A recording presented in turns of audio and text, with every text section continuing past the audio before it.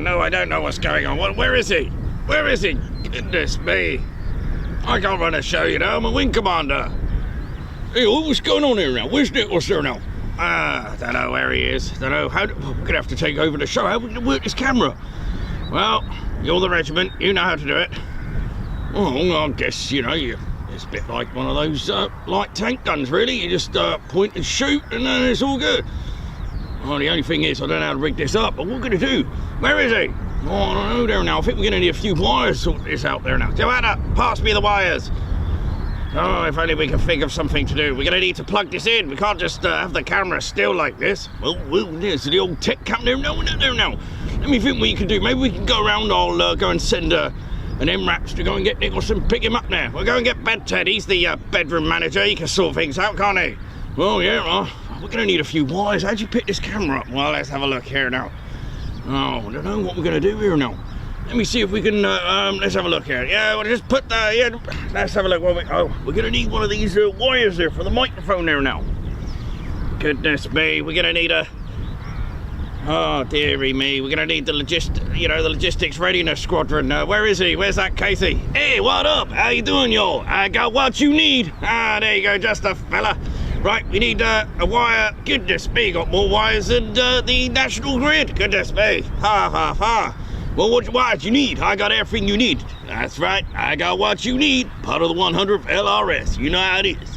What you need? I'm from West Coast. Yeah, you see this wire there? Just, yep, go and see Reggie there. What's going on here now? Yeah, you might as well just stick it in. Just put them all in. Yes, far, far, far. Yep, that's it there now. What about some chucking? Go and wake him up. He must be somewhere there. Goodness me. He looked a bit like the Tom Cruise movie, the man. What about some chucking? No. Give that to Joanna. Oh, darling, do behave. Yeah. All right, I think it's all right. I've plugged it all in, like you said here now. Right, far. I used to be a wing commander, you know. Yes, chocks away. Oh, great, they've left me to it. Brilliant, I can't run a show on my own. We're going to have to go and get Bed Ted. He's the bedroom manager, he knows. He's the, there he is. Bed Ted, you're right there. Can you go and get Nicholas for us? Is he? Oh, dearie me, I'm going to have to drive you. Come on then, mate, let's go.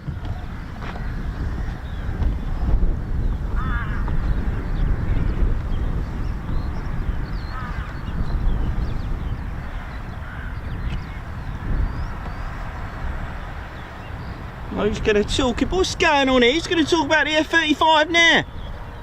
It'll have to be me, I guess, innit? Goodness me, my name's Grand Crew Jew. How you all doing? What's going on? You're going to have to give us a light. You're going to have to help the bears out today. We ain't got Nikos today. He's somewhere, but I think we're going to have to go and pick him up. But never mind. Welcome to RAF Marham, home of 3 squadrons, innit? Yep, we've got 809 Naval Air Squadron. That's right, Immortal. And then we got 617 Dambusters Squadron, and the one to teach everyone, 207 Squadron. That's right, for the Royal Navy and Royal Air Force. But I think it's going to get a little bit emotional here, so I'm going to have to, you know, make tracks. See you soon. Wish you well.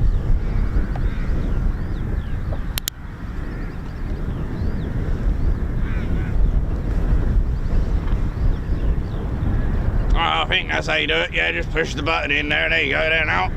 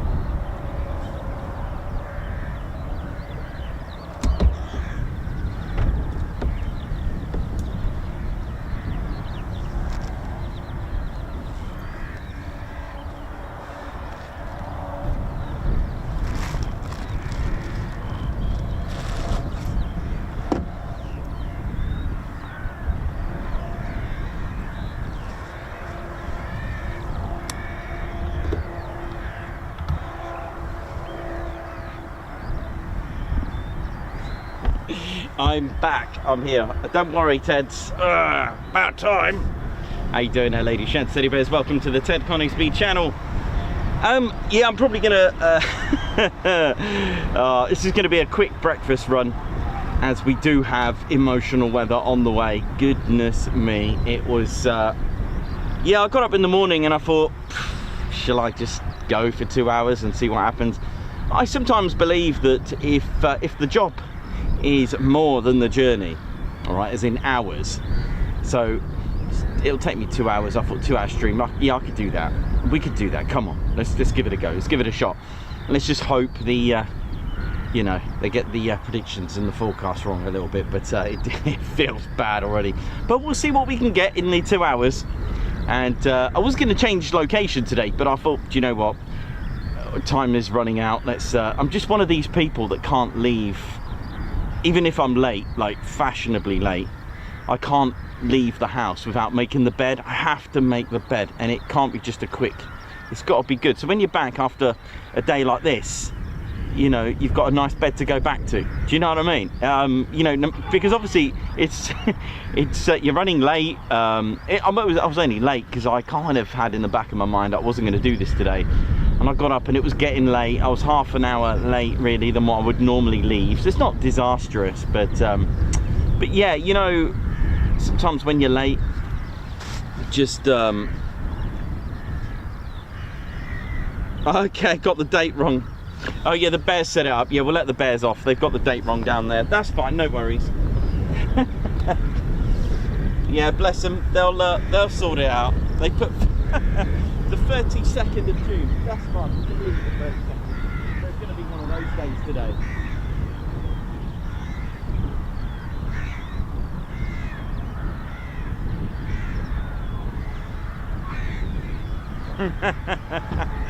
Oh, the bears are hilarious, man.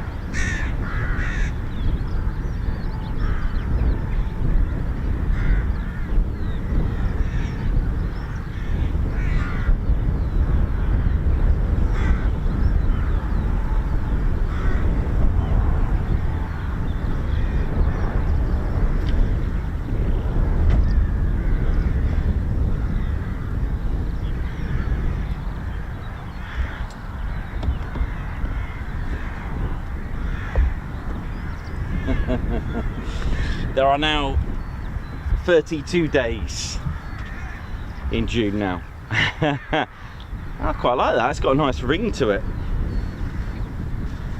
That does have a nice ring to it, Ted. That's very good. Thanks, Davey. I'll get the bears on that.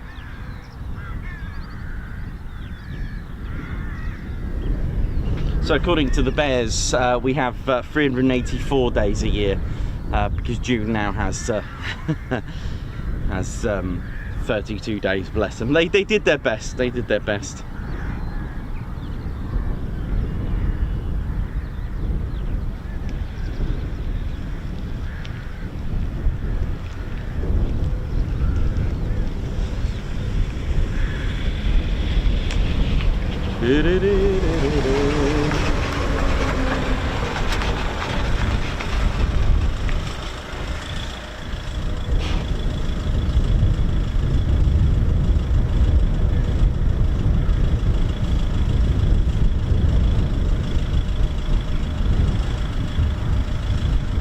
Right, so welcome to...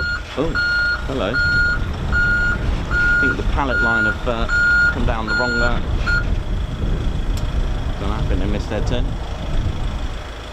Live is live.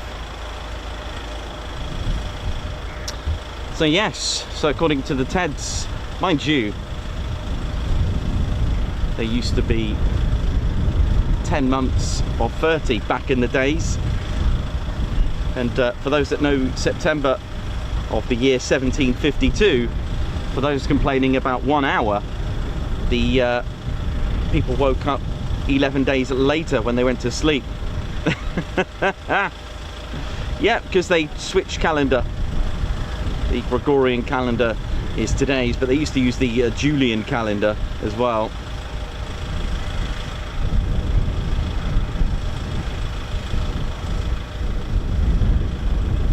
And that's all to do with Julius Caesar having the festivals related to the moon. It was a good try. I mean, it seemed quite organised, really.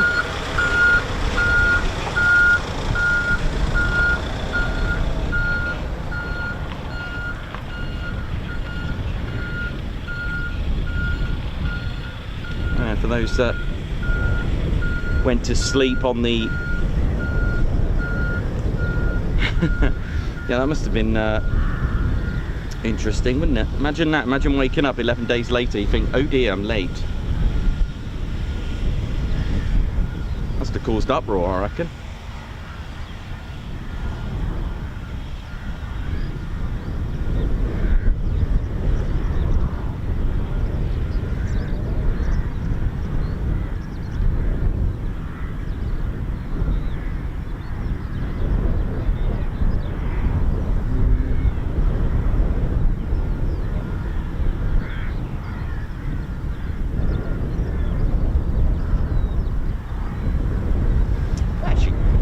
I think it might have been 14.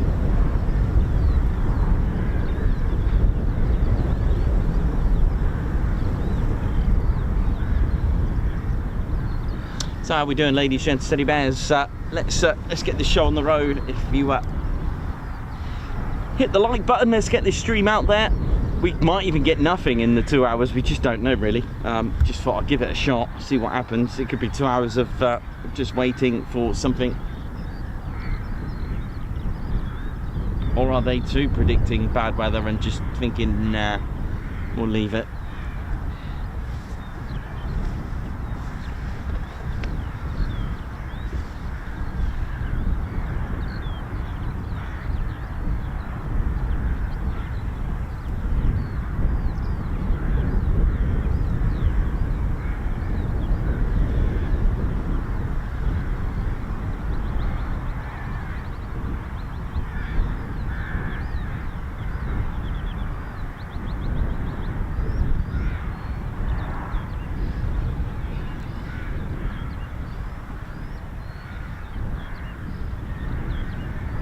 Yeah, in fact, coming to think of it, I think it was more like 13 or 14 days when they cut that out. I'm just trying to think how many days it was. I know it was 1752. I can't, for some reason, I've got 2 weeks in my head, the 14 days, for some reason. But I think they may have just changed it throughout the years. Not really sure. There's a lot of switch. Calendars are a bit, I mean, at the end of the day, the oldest calendar being, well, the ones that we've used in our sort of era, I guess, would be the Julian calendar, and then they switched it, right? Oh, here we go. Startups. Yay!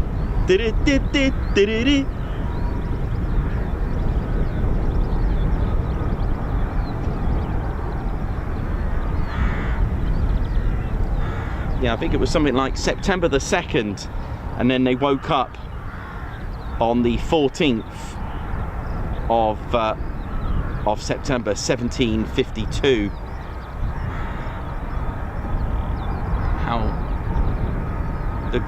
But then you've also got 1582 as well. I think some. Oh yeah, I think I know what it is. I think some parts of the world switched others. That's why you get different dates with that. So just bear that in mind.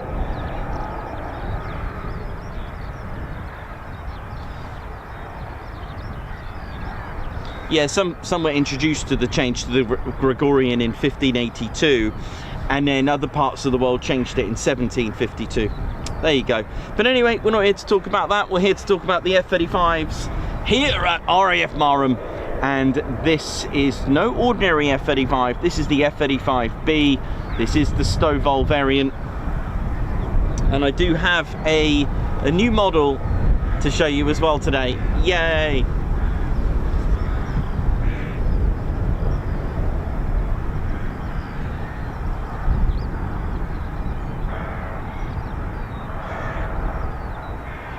Yeah, that's what it is. Yeah, there was different dates, isn't it? Right, Marham is now officially open, and I'll tell you what I do know.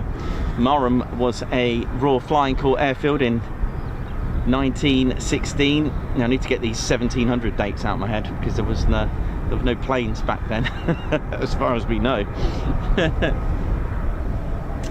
But I hope you're all good and well. This is we're going to call this the breakfast run stream. The BRS, we'll call it BRS, that'll do. So BRS is a new terminology. The breakfast run stream, brought to you by the Bears, who actually, where's Ted? Ted's just coming up now.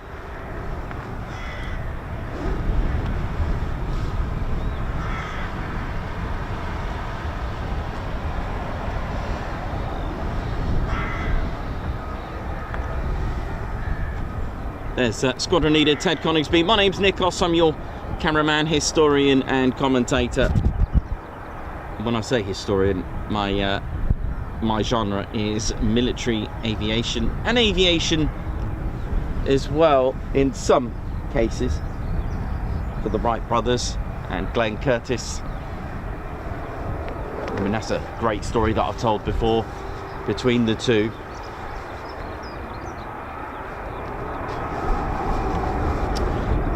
We'll hopefully catch these. Runway 23 in use today.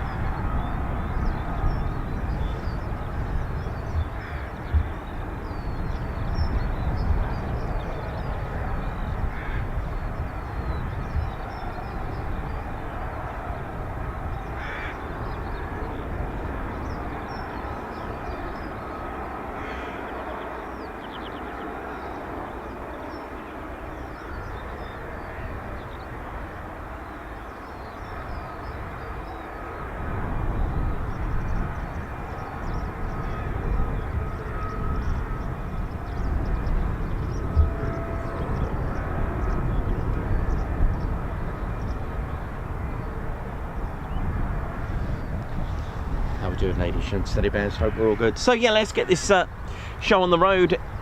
Let's do our checks as well. Don't forget your in-stream checklist to click the like button, give us a thumbs up. Let's get this stream out there. We've got a bit of catching up to do. It does help out there. Again, I hope you all enjoyed yesterday's show as well at Cranwell.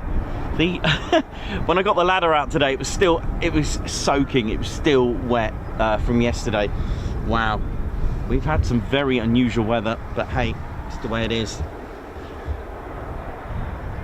But welcome to legendary RAF Marham.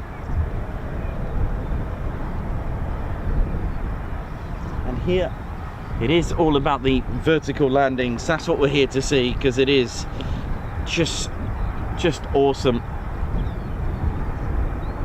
So although Marham started as a Royal Flying Corps station and then reopened in 35 for the expansion, pre-war expansion program, allocated to a bomber command station with all the bombers that it had, it didn't actually have any Lancasters here, but what it did have was Wellingtons as well, Sterlings, Mosquitoes. It's very famous for the de Havilland Mosquito, especially the Nuisance raid, which is a famous raid here at Marham. English Electric Canberra.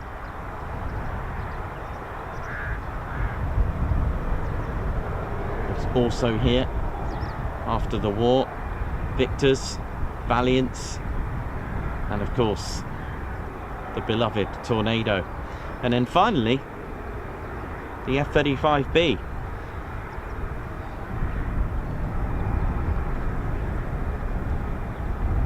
So we have an operational conversion unit here at Marham, which is 207 Squadron.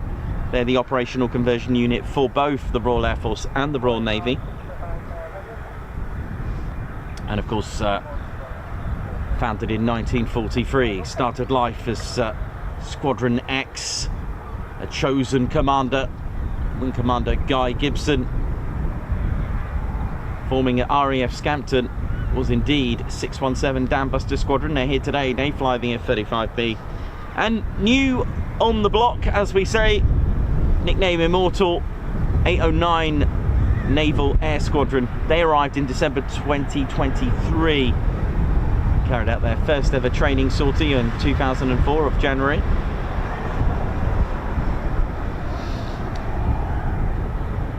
So in a nutshell, probably because I won't be able to do the full history today, but Marham, as you know, opened in 1916. 51 Squadron of the Royal Flying Corps were the first occupants, and what's amazing is that 51 still operate today.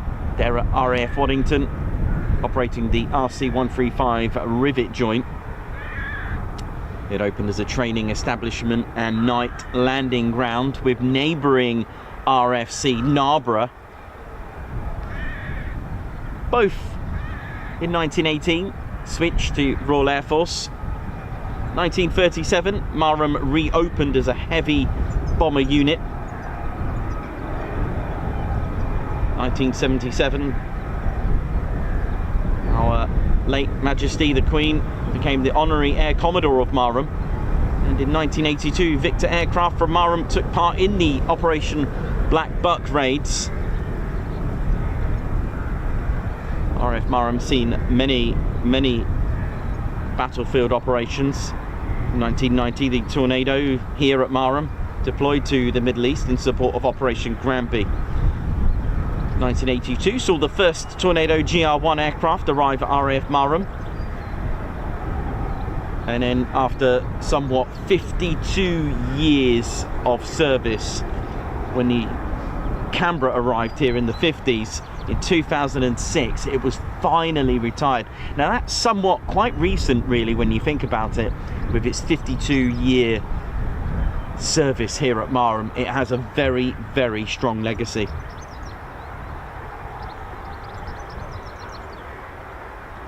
And just like the Operation Eldorado Canyon, RAF Marham 2 with their Tornado GR4s flew a very long mission, a 3,000-mile round trip from Marham to carry out strikes in Libya in Operation Elemi.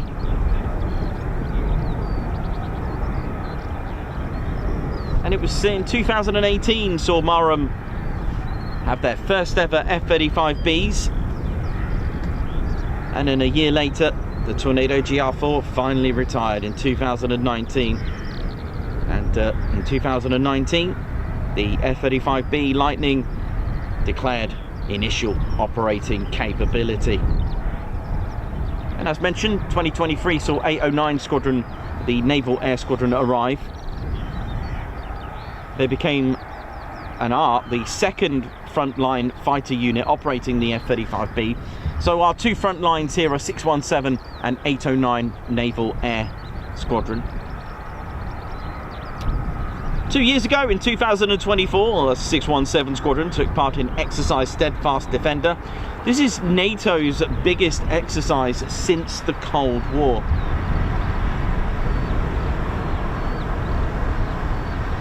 On the same year, 809 carried out their first independent sortie. And also in 2024, other exercises and operations, Operation Masterer, Exercise Agile Shield and Exercise Strike Warrior as well.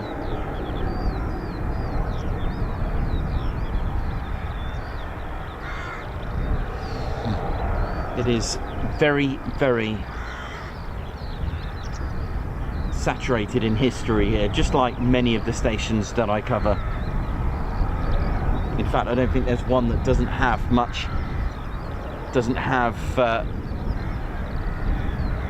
little to say. They all do.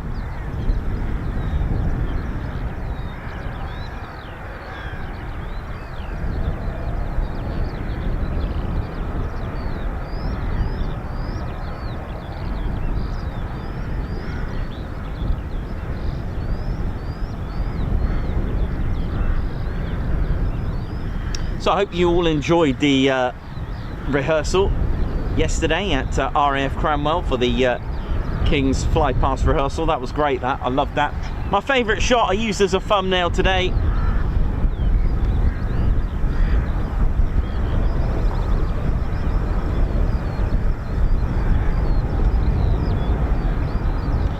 So again, it will be a short stream. We'll either catch the first sortie's return or finish around 11. I'll judge it by when the emotional weather comes. But it's good to be back. It's a shame I'm only doing a shorter day today, really, because I love Marham.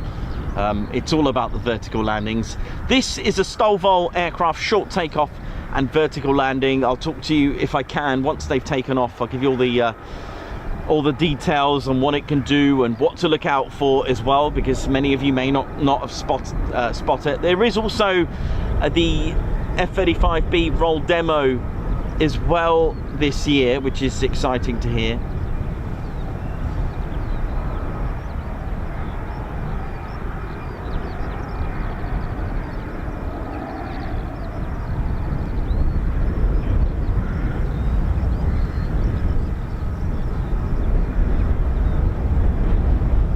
So welcome to the show, everyone. Julie Beard, Margot Baxter, Hank Verhule, Davey, RSVP, Margot, Dave Holloway, Joshua Brown. Members, how you all doing? Look at you all in the green.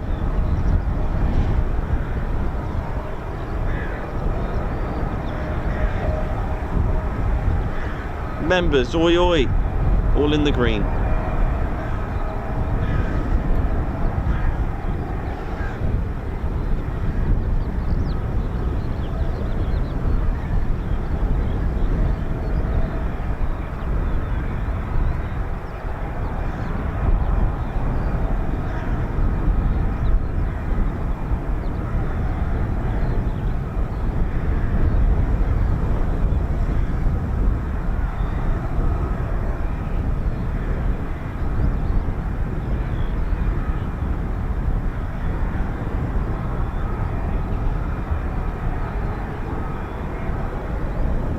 So the engine is a little bit different to that of the F-35A.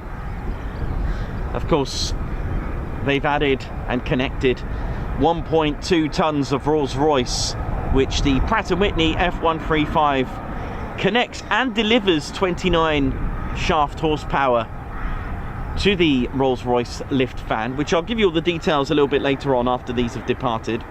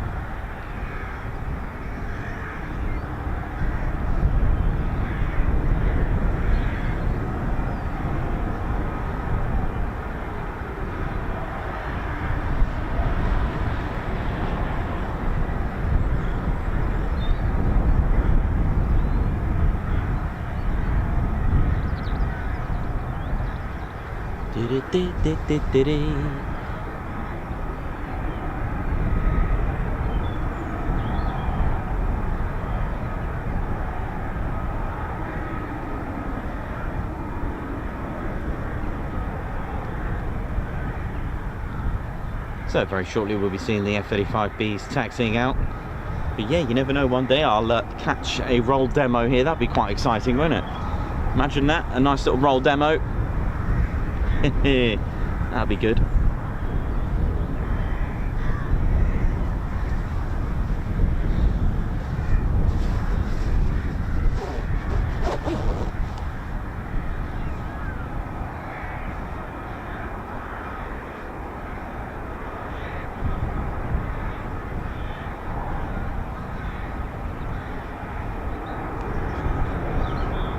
So just waiting for the F-35Bs to get taxi clearance.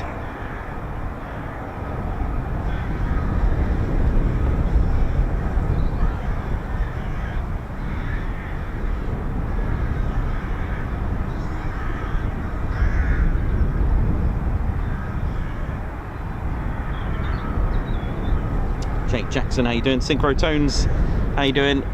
Yeah, I know that the emotional weather is on its way. There is a NOTAM for those concerned about the birds. There is a NOTAM, an actual NOTAM for increased activity in birds, because behind me is a piggery and it does attract wildlife, birds included.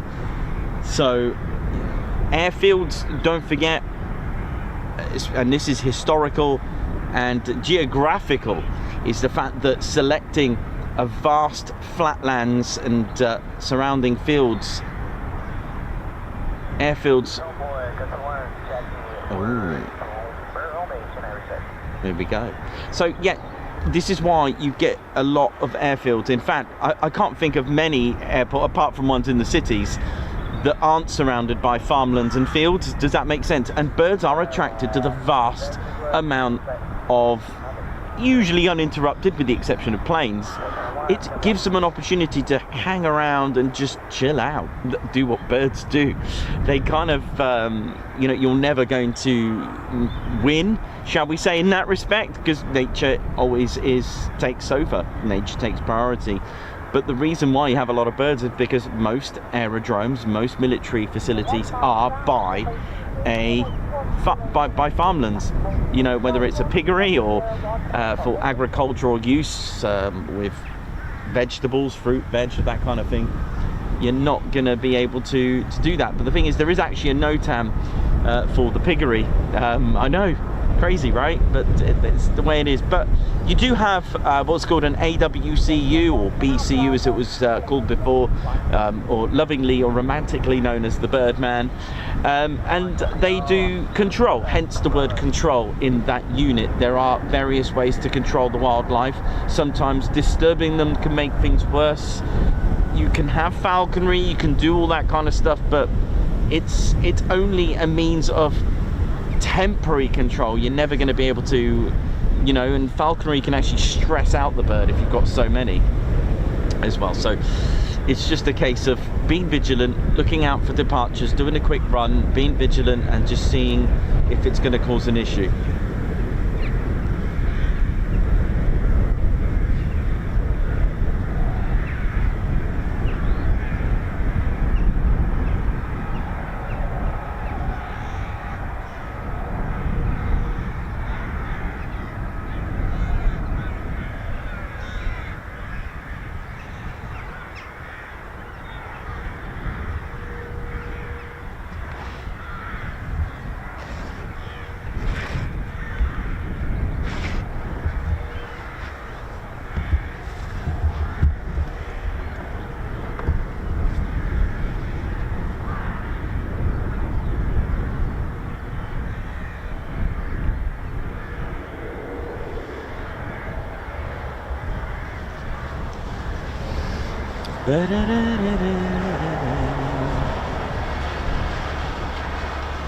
Hopefully we'll get them taxiing out in just a second.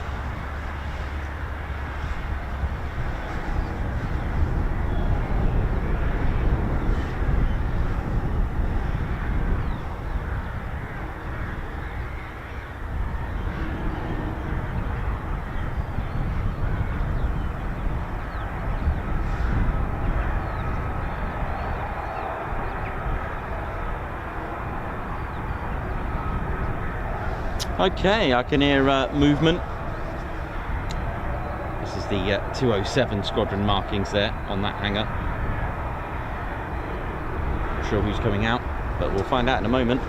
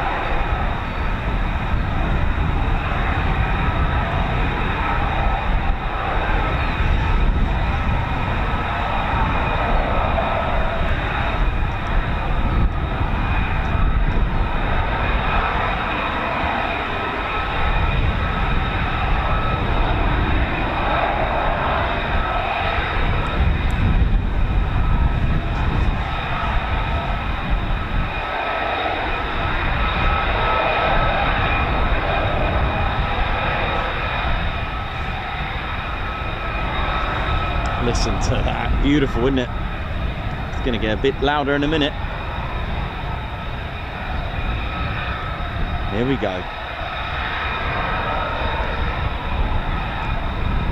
Oh, it's a scene out of Top Gear. Here we go. Oh.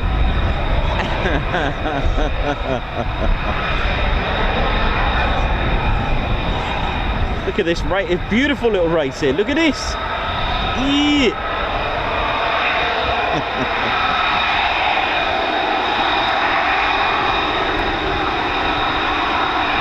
Oh yeah, it looks mean. Look at that.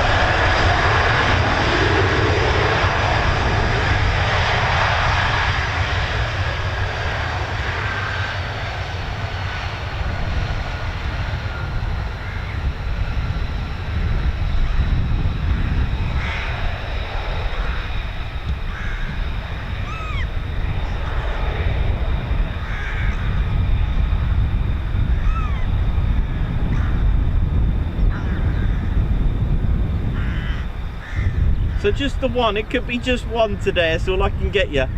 But at least it looks mean. Look at that with the external missile railings, which is awesome. I love that. So the F-35, all variants have 4 internal hard points and 6 external, for those that like to know. And I'll show you a little bit of the F-35 if I get a chance. Whew, right, so just the one. Okay, it could be that. I think we're just going to get the one today, but hey, it's all good. At least we got something. Oh man, I've got to now work against the wind. It's pushing me from my left, so this is going to be interesting.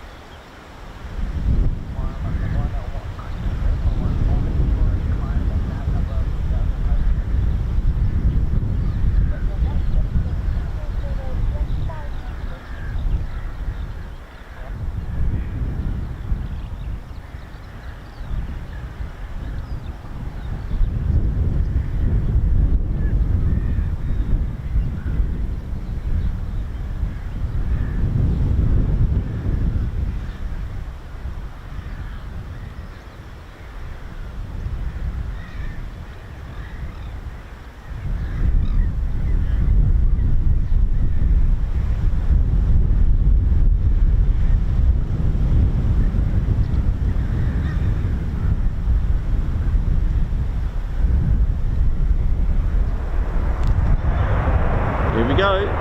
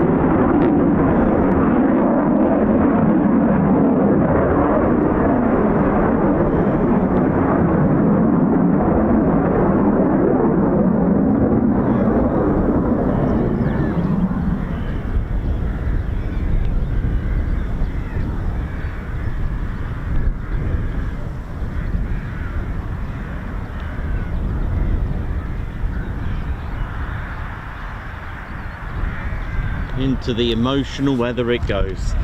But hey, once it gets above those clouds, it's blue skies all the way.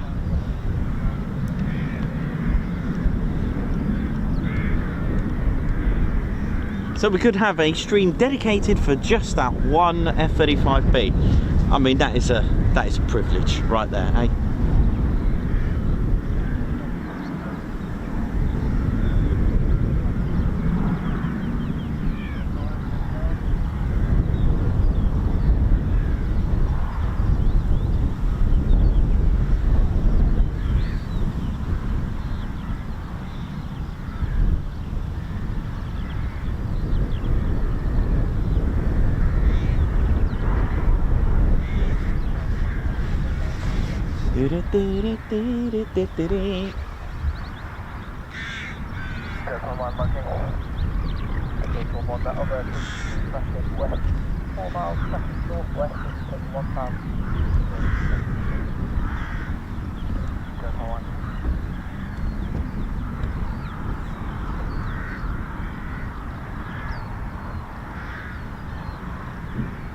So I'll give you a little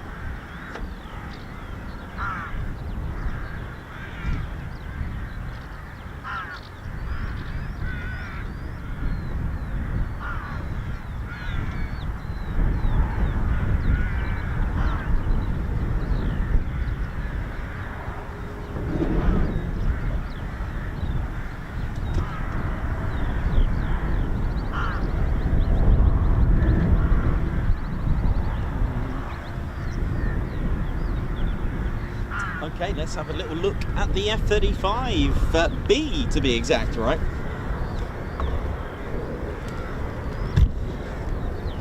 Let's just pop that there. Oh, goodness me, it's going to be a bit of a challenge, but I'll do my best, you know me. Right,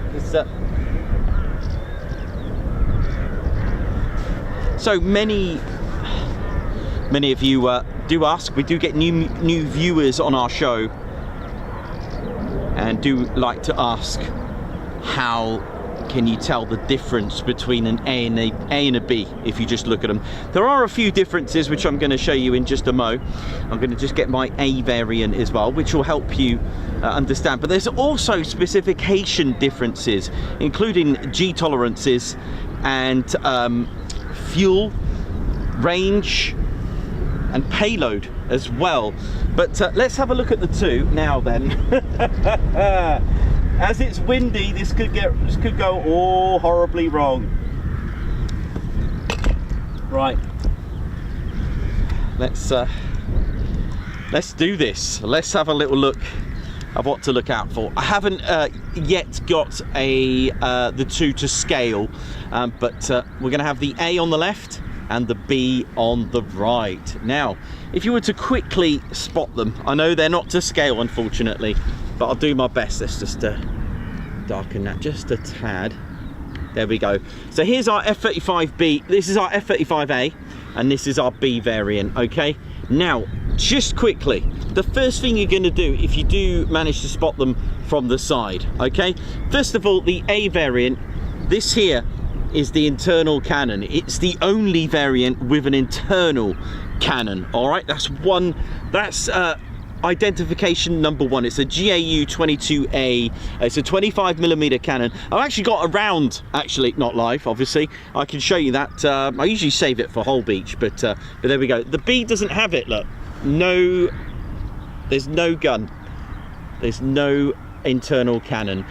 The B and the C can have a center belly external GAU 22 cannon. Yes, they can, but on a visual, that's identification number one. Also, if you're eagle-eyed to spot this from this side, the drogue and probe method of air-to-air refuel, this little envelope here, I don't know if you can see that compartment very well, but it's there. If you do see it, the A does not have it.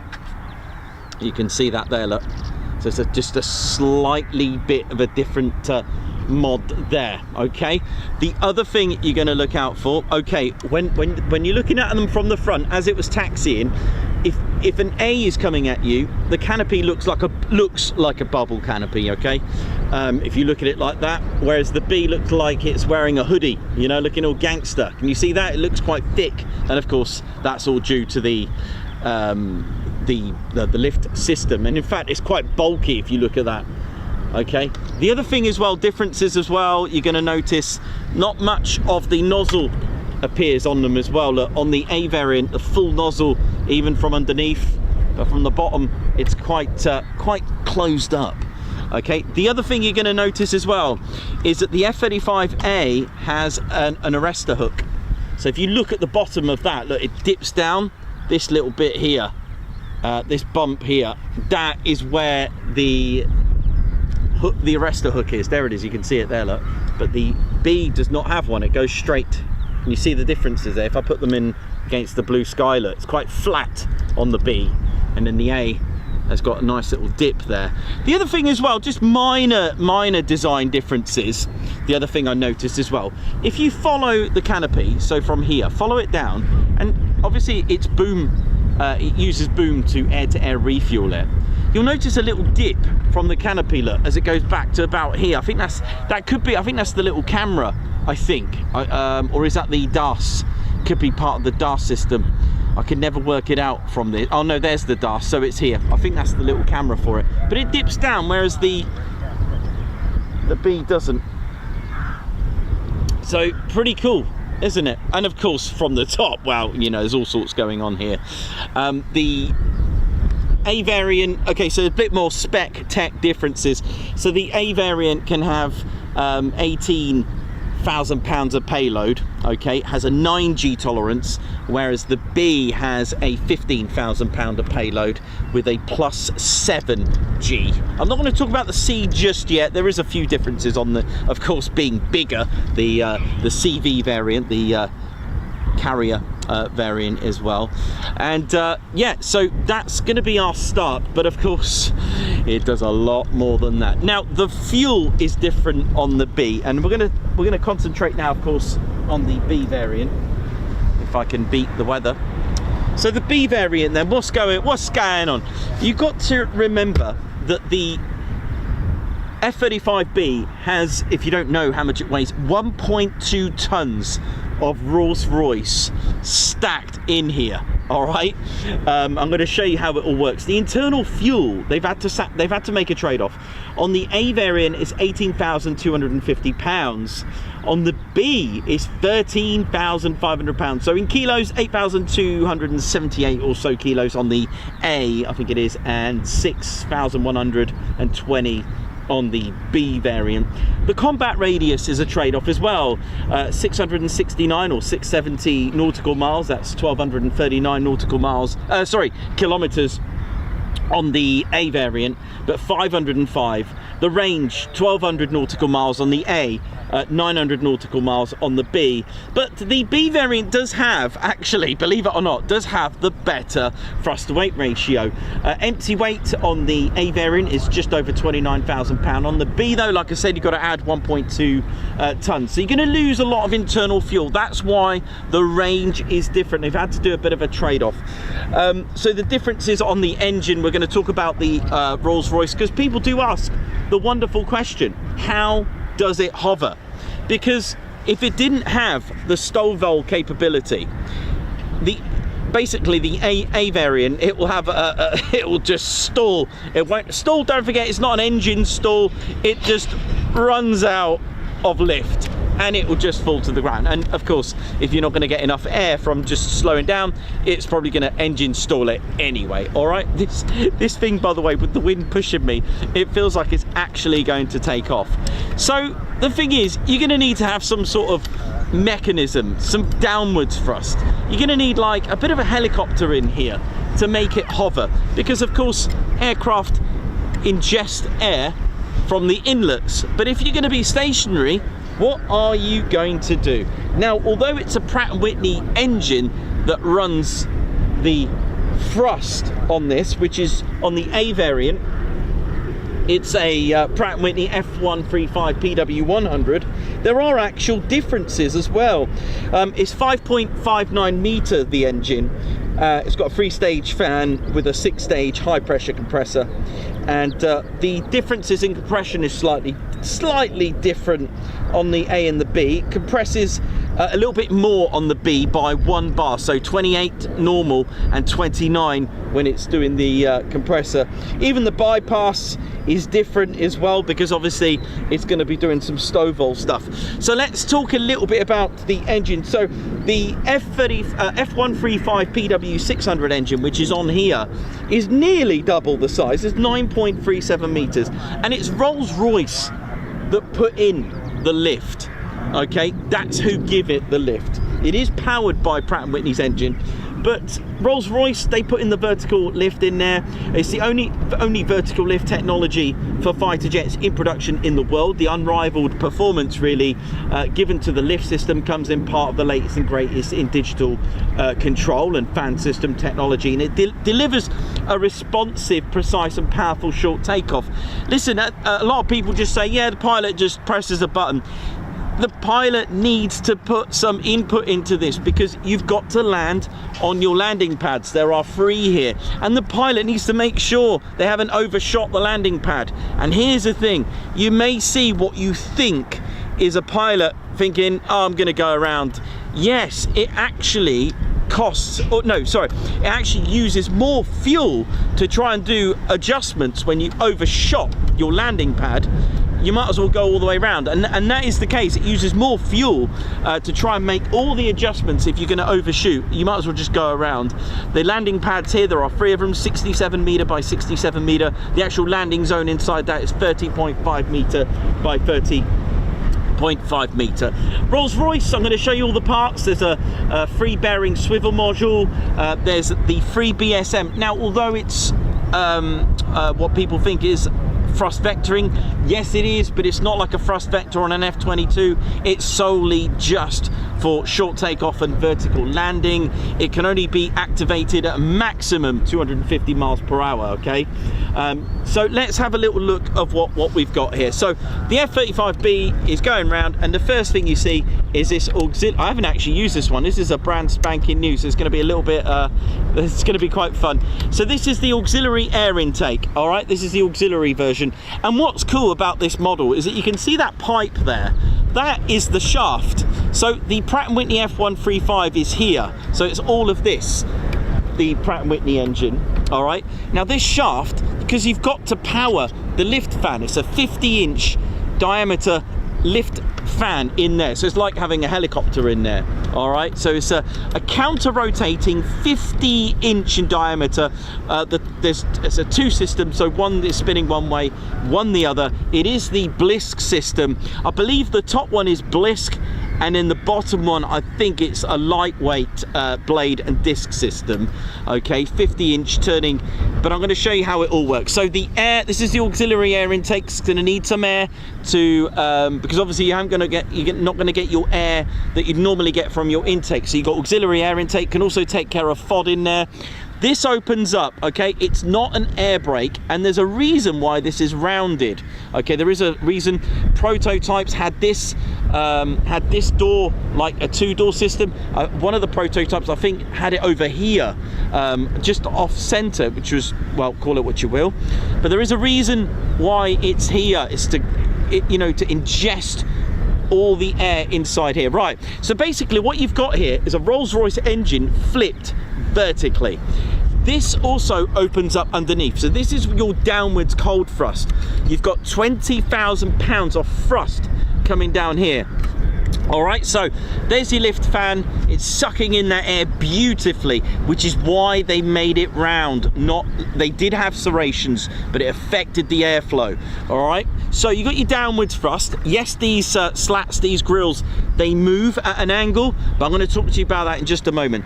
But that's not enough to make it hover. All right, that is just going to make it go out of control. At the back, this is your free bearing swivel module.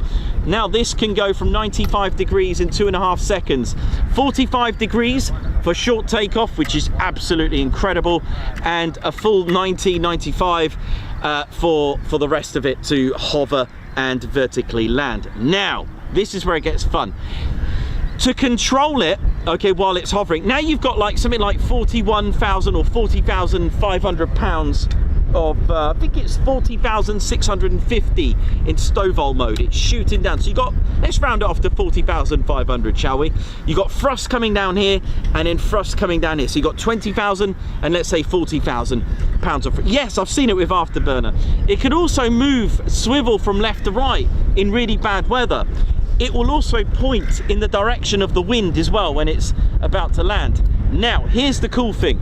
So the pilot's got this nailed. He's gonna the pilot is gonna hover the aircraft ready to land on the landing pad. Okay, now you need to be able to roll from left to right.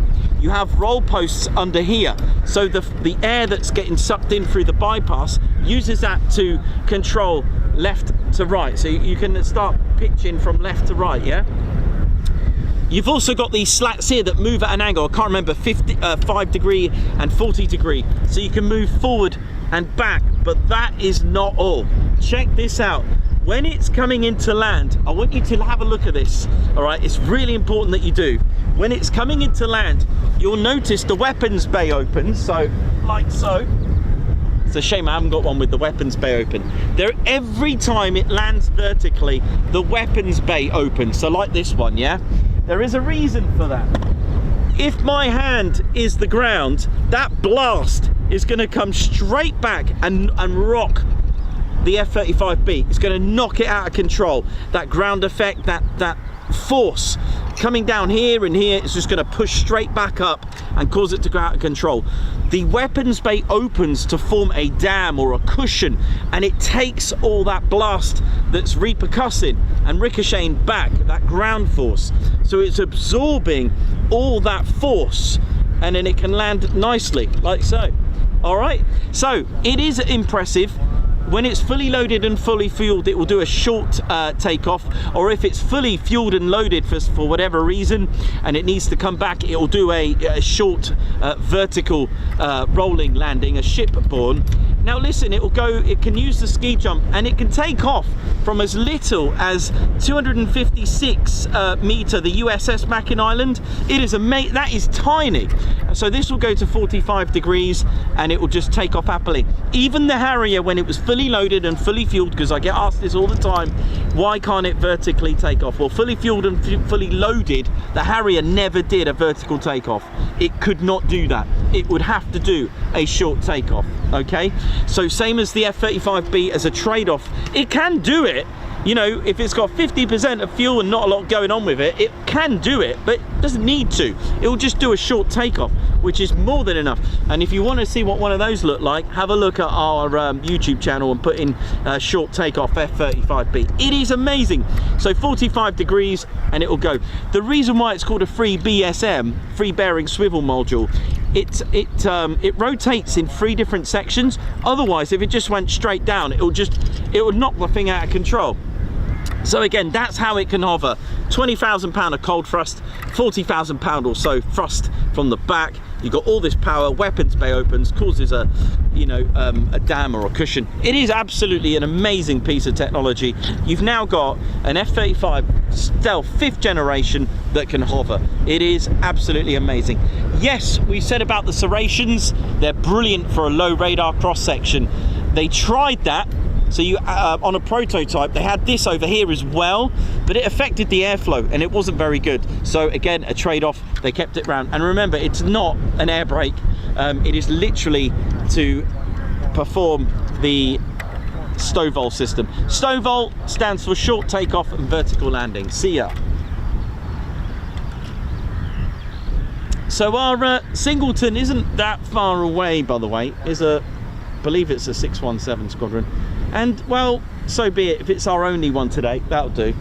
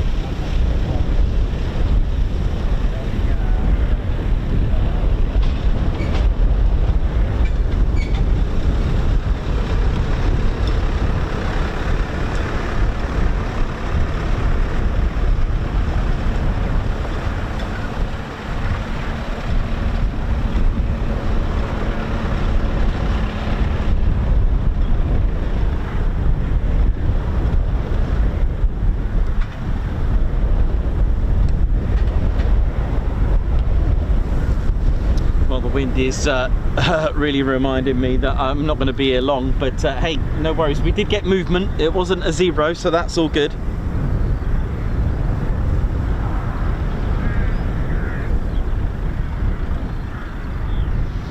Thanks for joining us today on this breakfast run.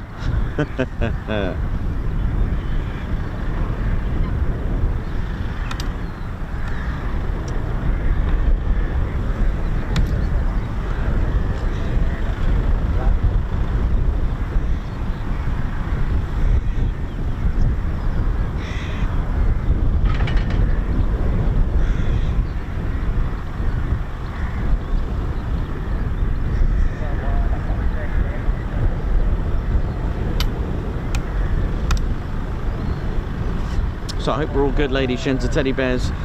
And let's, fingers crossed it, you never know, might get something else before we finish up.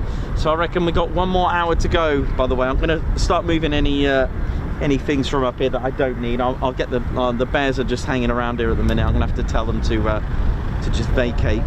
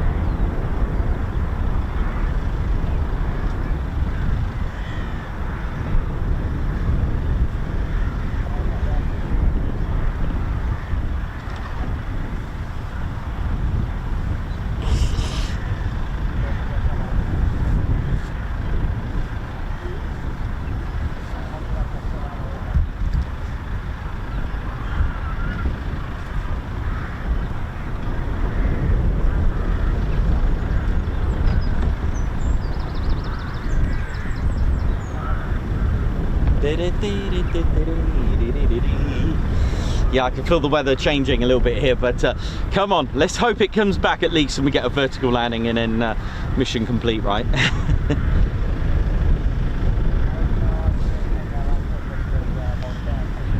So how are we all doing? Hope we're all good and well.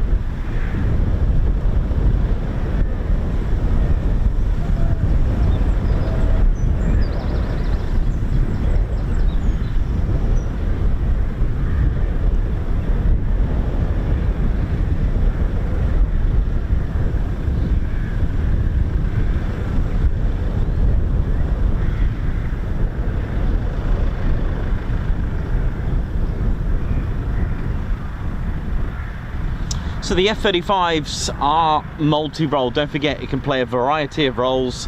Stealth, again, the other misconception that it means it's undetectable and invisible. It will be detected. Stealth is the delay in which it gets detected and how much radar return. That's all it is. You know, it's not going to be invisible. You can see it in the skies, but I would say you're probably not the target by then, if you catch my drift. Bombers, B-2s, their stealth technology works a little bit different in a way in their approach. They actually shrink enemies' radar range. There's a lot of noise reduction. The way the radar technology works is really amazing. If you tune in on our Lake and Eve streams, I'm going to give you a new diagram of how it kind of compensates. Because someone did ask me and said to me about the F-35's technology on, you know, how is it not detected with so much in the ASA, the active electronically scanned array, the automatic. Oh, it's brilliant. The phased array is absolutely incredible in there. I'll give you all the details of why it's pointing upwards, of course, to, you know, you don't want to be tracked by radar, so it points upwards. There's about 1,600 tiny antennas in here. It is absolutely brilliant. There's our beautiful piece of sapphire there. Sorry, it's going a bit out there. There's our beautiful piece of sapphire. See if I can show you the EOTS, the electro-optical targeting system. So if you bought your loved one a piece of sapphire, then well, you've got them a piece of F-35. It's the electro-optical targeting system. It does FLIR, it does IRST, that kind of thing. It is amazing. And then of course you've got the DAR system, which I'll show you on another day. It is just amazing. Now that's our F-35B above. It's not that far away, which is kind of cool. I think that's our F-35. I might be wrong actually. It sounds like 2 then. Let's Hermes is playing with another aircraft in the skies.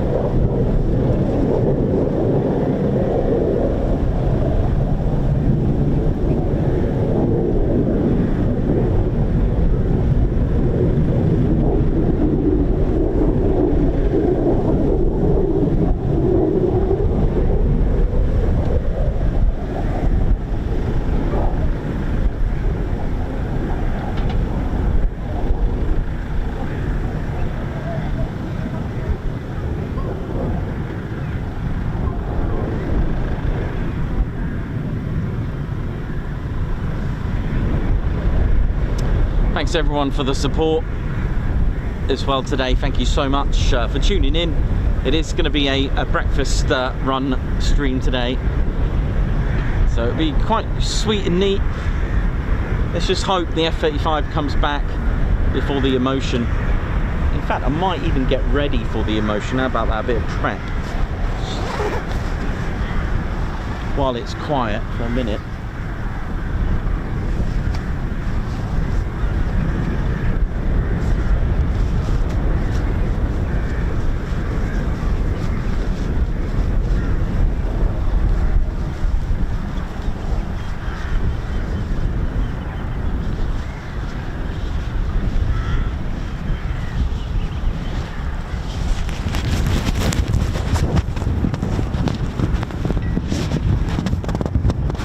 Sorry if my hand's in the way there for a sec. Let me just pop this on a minute. Let me put the rain cover on. We are expecting some emotional weather to come.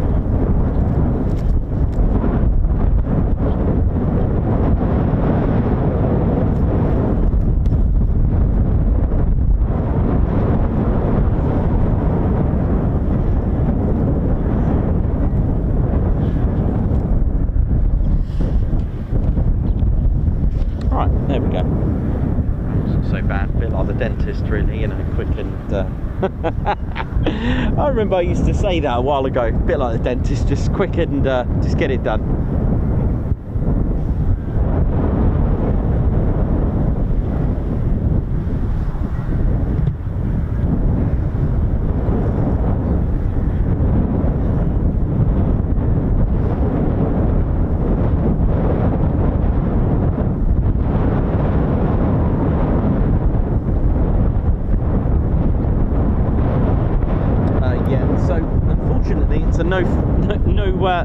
No flag. It's really bad at the moment. So Ted will do his guards marches without his flag. And Mayhem Marshy, thank you very much for your spanner flight service and also 40 months with the Ted Coningsby channel membership. Oi, good morning everyone, thank you so much.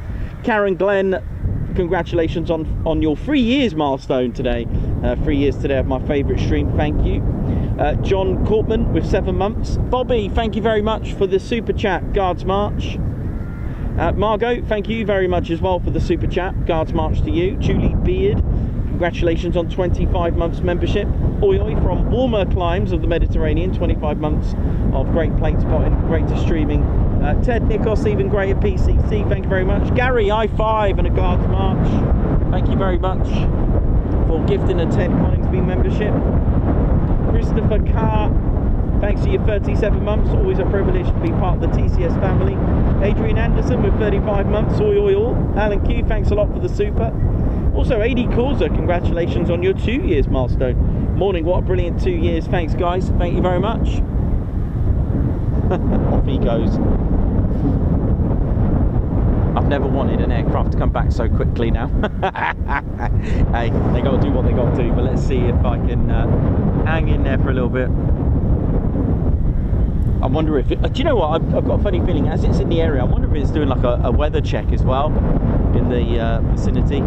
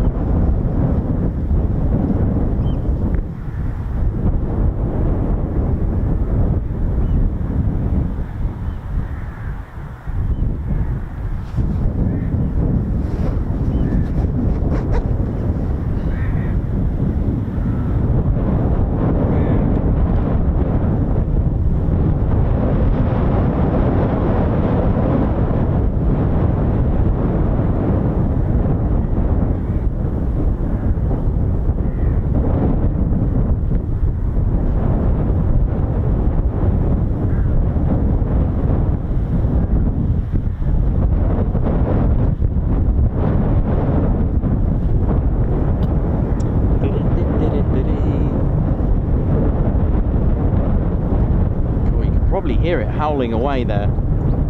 Yeah, it is. The wind is proper picking up.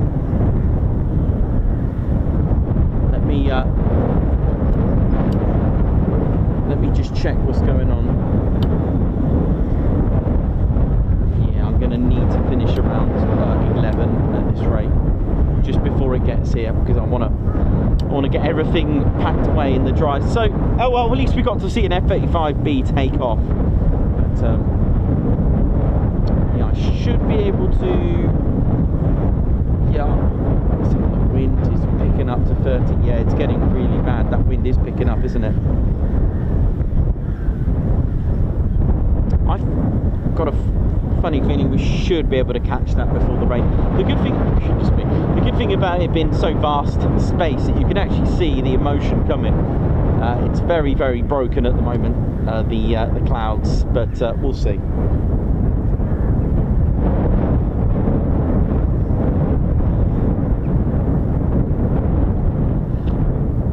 Well, let's just hope it comes back before the emotion starts. That would be good.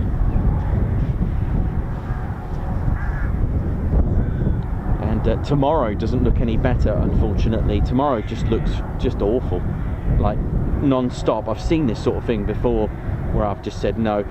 So tomorrow I'm just going to let you know now, unless it miraculously changes. It will be an NS tomorrow, so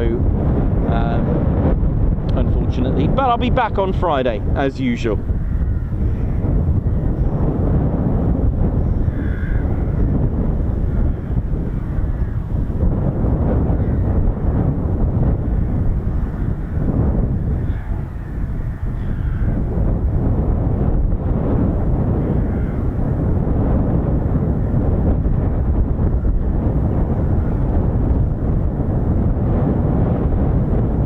Lawrence, and how you doing, man?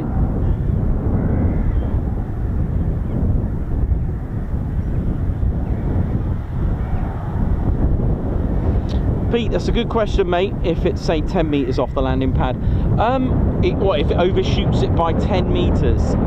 That is a good question. I'll have to. Okay, so that's something I'll have to ask a pilot. Like, what is an overshoot? How far? I would have thought 10 meters isn't too bad. But I am not at liberty to answer that, so I will ask those that would know that answer to that question. Again, while we're here, what day is it? Wednesday today? Yeah, Wednesday. Don't forget the Marham Aviation Heritage Centre is open today, so there's also that to do today. It's funny, I usually go there when it's really bad weather, but hey, it is what it is. But they do open on the last Saturday of the month. They have certain open days as well, so don't forget to check out the Marham Aviation Heritage Centre. God, listen to that.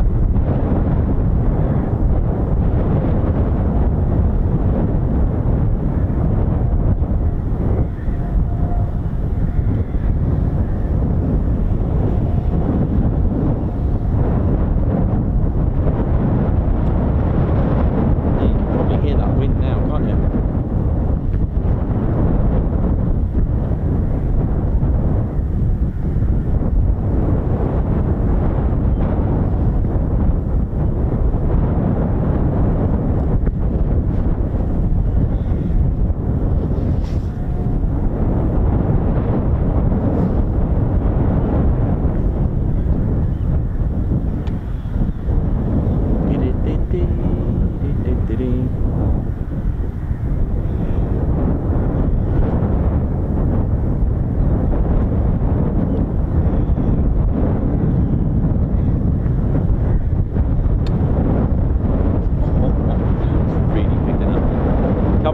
Come on, Marham.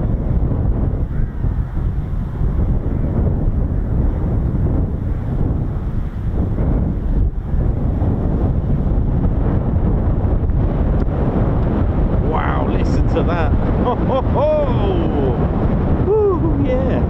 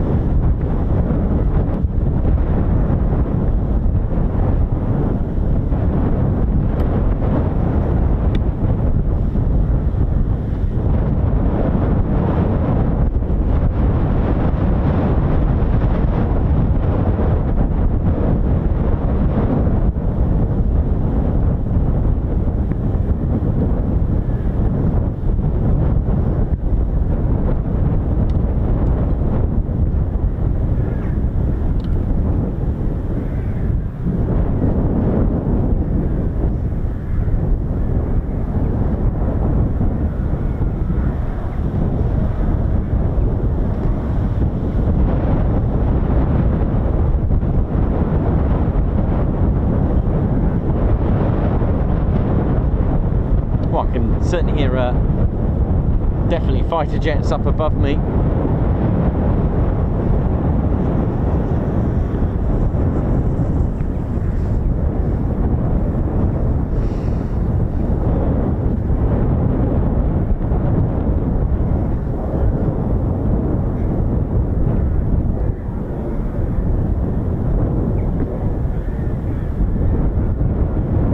Belly Bobcat, thank you very much.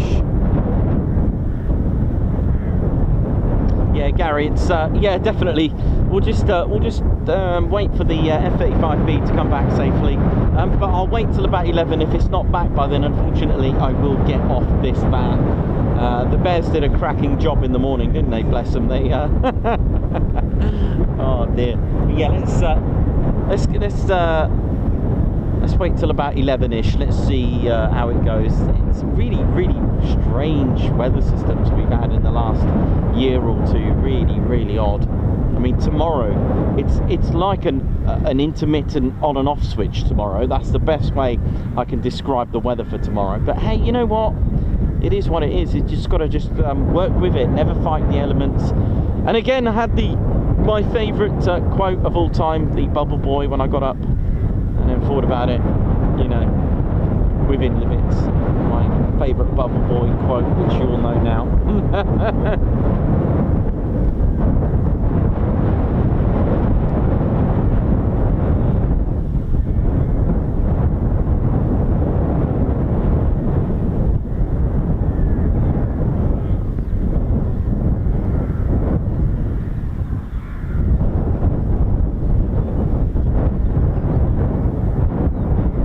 Yeah, I mean the other factor is if this F-35 has gone to air-to-air refuel, it could take as long as 3 hours, but I won't be there for that long. But hey, we gave it a shot. That's the thing. You've got to be in it to win it, as they say.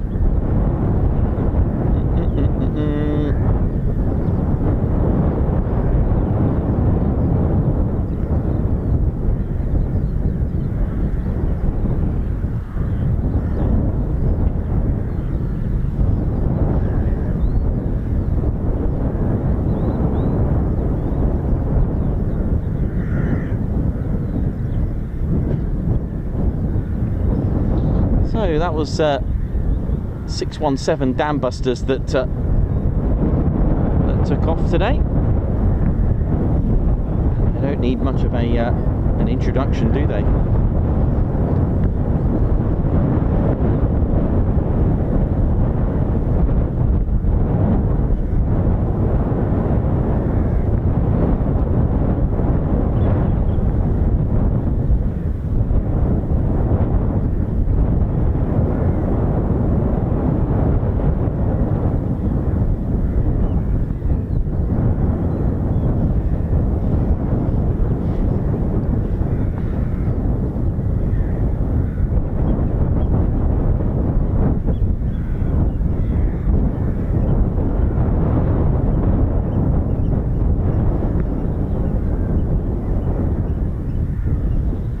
See how long I can hang on for, eh?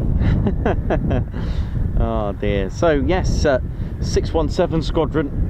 Well, they've had certainly had a lot of history, haven't they?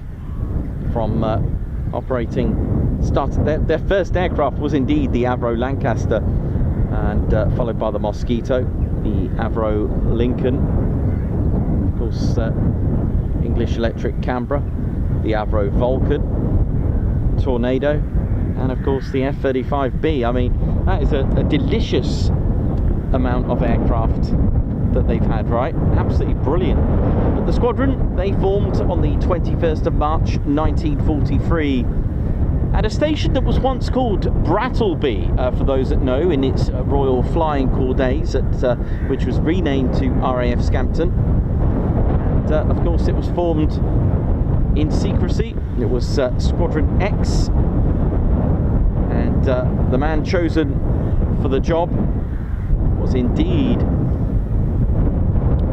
Wing Commander Guy Gibson. Now, from what I've read, okay, he had 4 aerial victories as a night fighter with 29 Fighter Squadron during the Second World War, and I think because of his persona, his outlook, his manner, certainly added to him selected to become the youngest wing commander of Bomber Command, and he was a wing commander for 106 Squadron.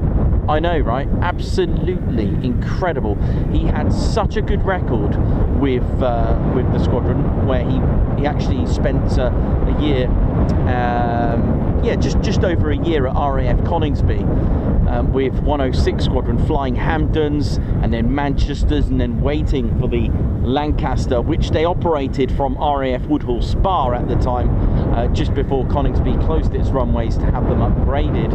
And he took part in 18 sorties, 6 of which were consecutive. He had such a good rate evaluation that it was no doubt that the Air Ministry and Bomber Command and those of the top brass recognised the way he was performing. Yes, he may have not been liked, but it was that not liked attitude, the way he set himself to become, was chosen to become the commander, and a very good one as well. There's no doubt about it. The operation, as it's not always heard about, we always call it the Dambuster raid, but don't forget its original operation code was Operation Chastise for the dam raids of the Mon, the Edda and the Sorper, and that carried out on the 17th of May 1943, and it was the chief designer of Vickers, Dr. Barnes Wallace, and his upkeep bomb, which is also called the bouncing bomb as well, and they did all the trials. And the squadron badge, if you have a look at it, it's got the sort of lightning strikes with the dam on there. Pretty impressive stuff.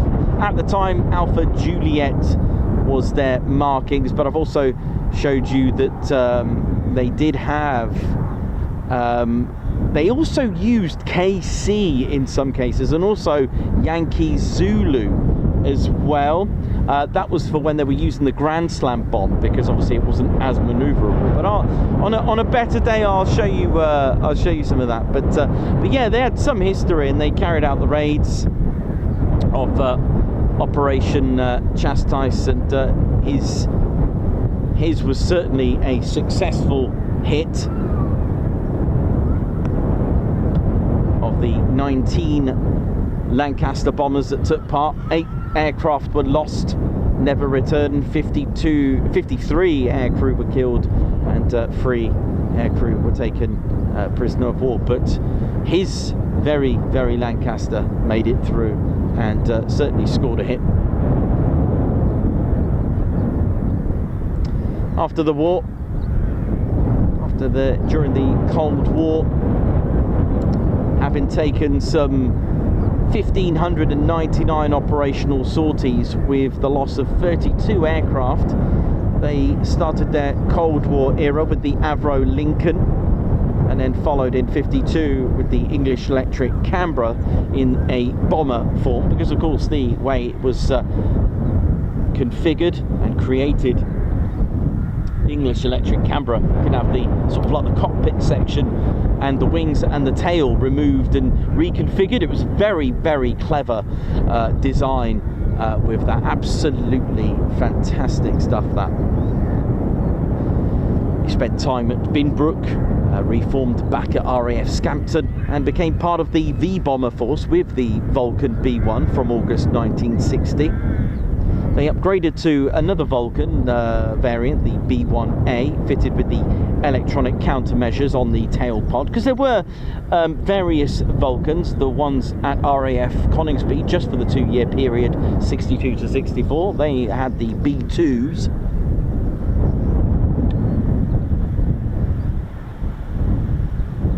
And it was the B2 that they did upgrade to. To take the blue steel. And after the sort of Cold War era, it was time for the Tornado GR era for 617 Squadron. They reformed on the 1st of January 1983, and it was here that they reformed. They've had you see, 617 Squadron are always sort of you resonate and you resonate Scampton, but it was actually Woodhall Spa during the Second World War that they actually carried out their most sorties. Yes, they formed at Scampton, but it was actually Woodhall Spa that was more of their home. In fact, they swapped with 619 from Woodhall, swapped with them from Coningsby, and stayed there for pretty much quite a while through the war. But it was 1st of January 1983 that they saw the GR1 tornadoes in their possession.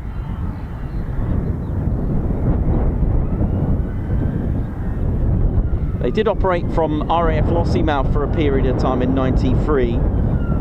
They had a changeover to anti-shipping missions as well. They supported many operations,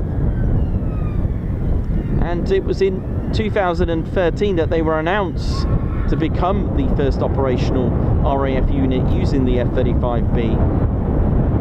With a quick disbandment on the 28th of March 2014, it was on the 6th of June 2018 that 4 617 squadrons, the serials to look out for is ZM 145, 146, 147 and 148 that arrived here with 617 Squadron.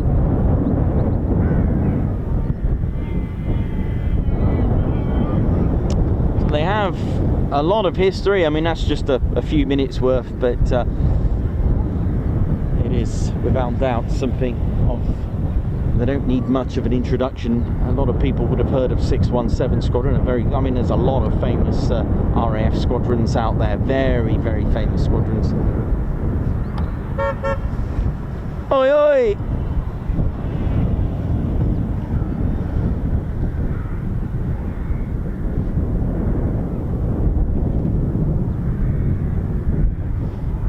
And of course, names, and I for one have been reading a book from James McCudden, an absolute legend. McCudden, James Thomas Byford McCudden, for those that know, was serving with the Royal Flying Corps with 29 Squadron. And oh dear, here comes a little bit of rain. Well, it had to come. Let me just do a few drastic measures.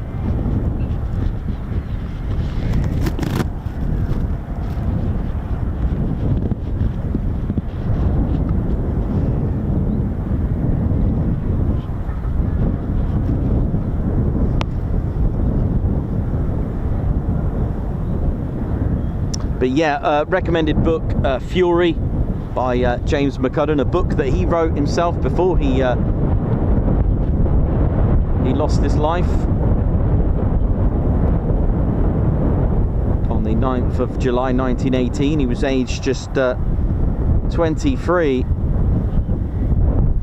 He had achieved 57 aerial victories, which places him 17th on the list of the war's most successful aces.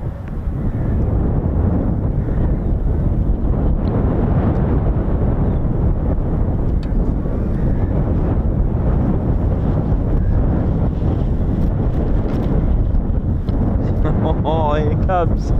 It's a little bit of rain. I don't know how much it's going to be, but we'll just keep going for a little bit. It's a bit like yesterday. Here we go again. I'll just pop that there.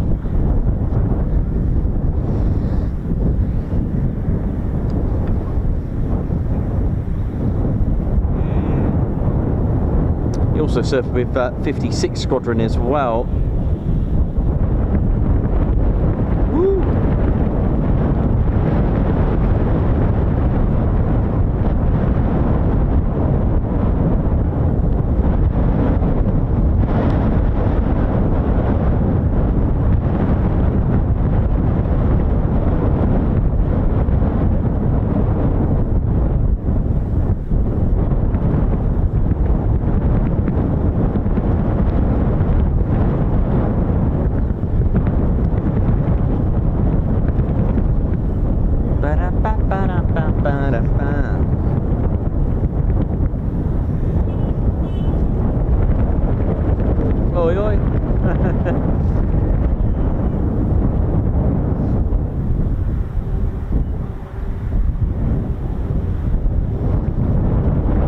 Speaking of 29 Squadron, I think we've got one nearby.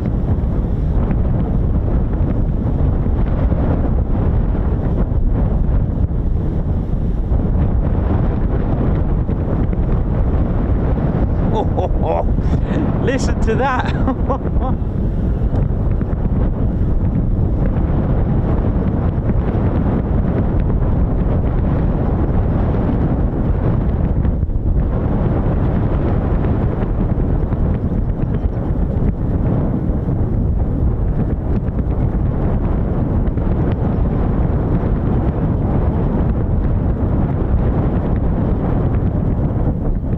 Dieter, how you doing? Oi oi to you. Margot, Wendy loves planes. Lewis, Alex Raven, Margot, Najoda, Davey, Dave Holloway. Oi oi. How we doing? Oi oi.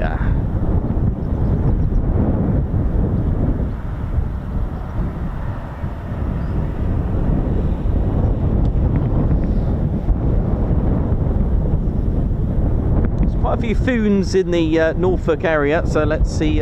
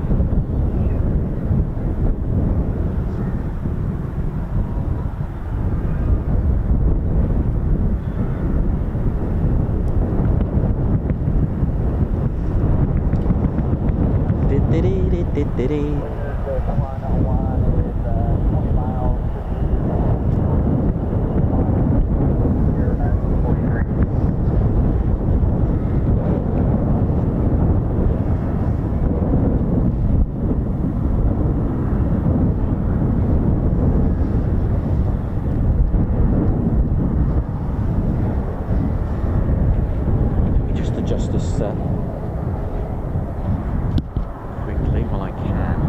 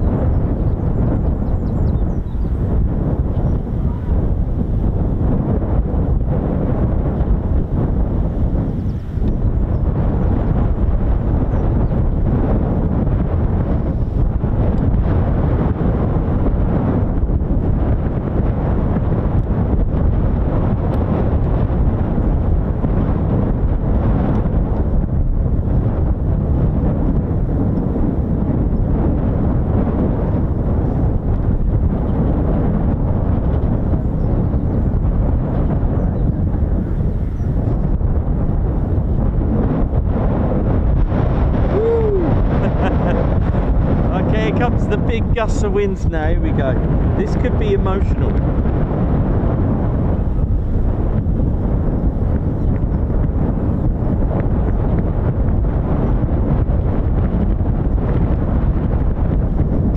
I hope it comes back soon now. Come on, please come back.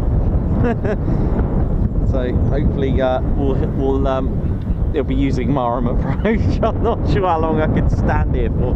Mind you, I could do what I did at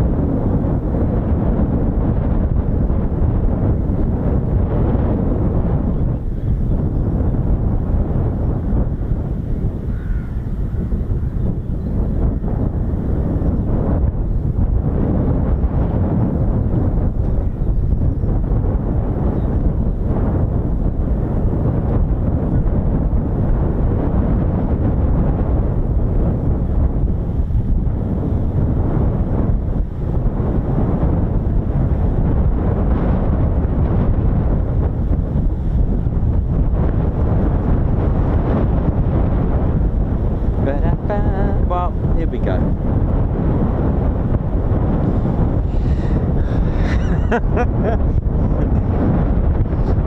Right, how are we all doing? Hope we're all good. I hope who's got rain where you are? Let me know if you got rain in the area. It's certainly rough around here.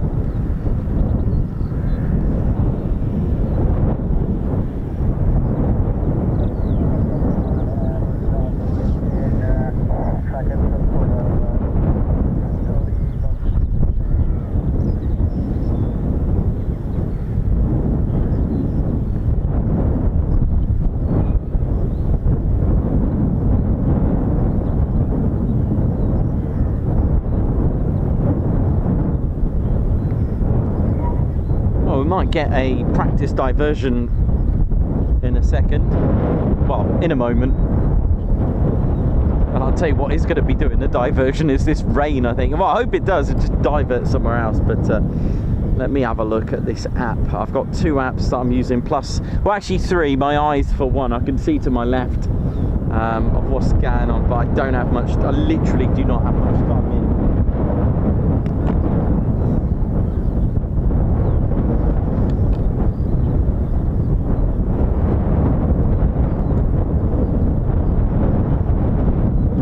Tell you what, past 11. That'll be it.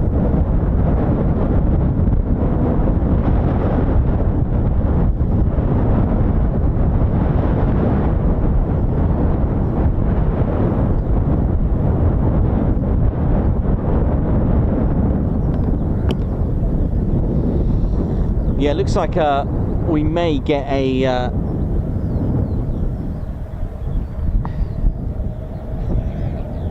there's an Embraer Phenom not too far away, which is heading this way.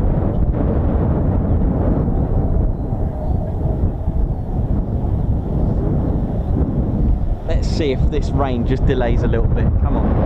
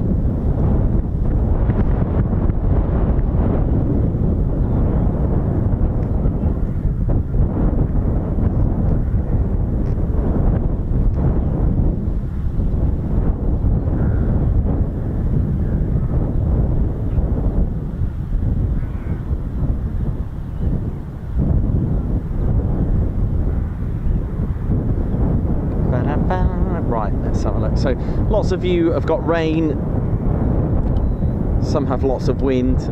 Raining in Derbyshire, Jez Warren, wet, wet, wet. Raining in, Chris says, raining in Peterborough. Chris Baxter, how you doing? Raining in Stoke. I think it's raining everywhere, and well, that just seals the fate for here. I know what's coming. Raining in Lancaster from Harry Gardner.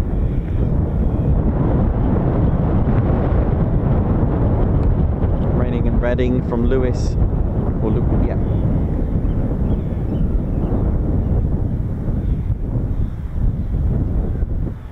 We've got Kansas here. Just Tom. Scorcher, raining in Derbyshire. Sheffield rain as well from J. Dean.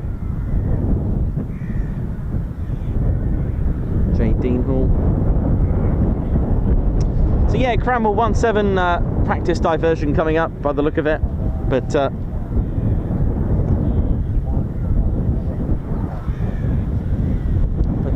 has requested the weather here, so let's have a look. Macclesfield is dry from Peter. Wayne says starts spitting in Skegness.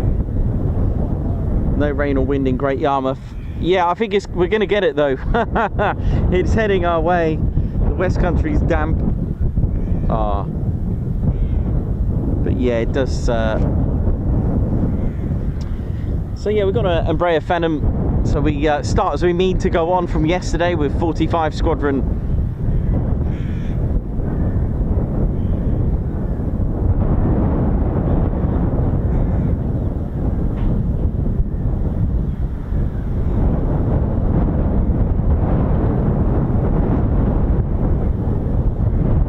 can actually see blue skies as well.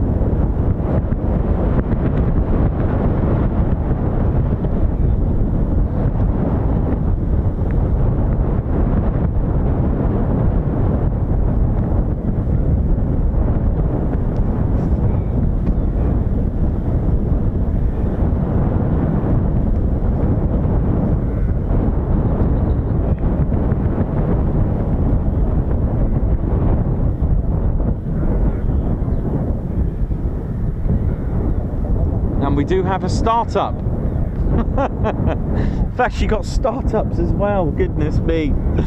We have startups.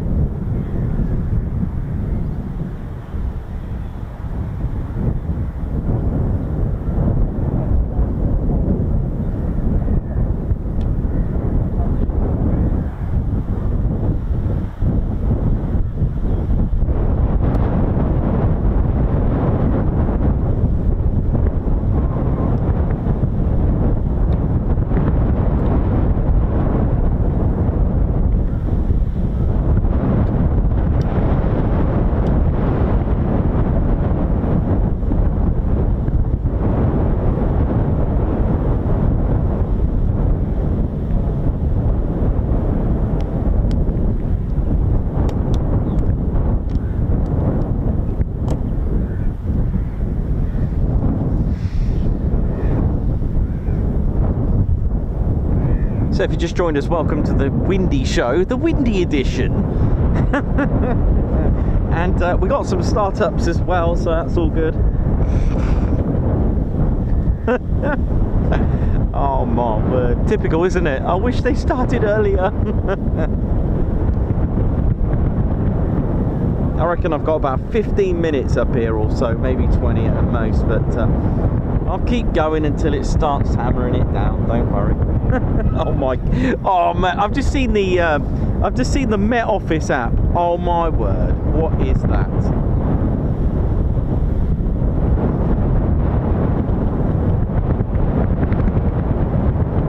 Maybe they're lying. Something to hang on to. Be alright, I'll just hang in there. This isn't good, is it? I shouldn't be up here really, but oh well. I'm just hanging on to that blue sky that I can see. Looks lovely.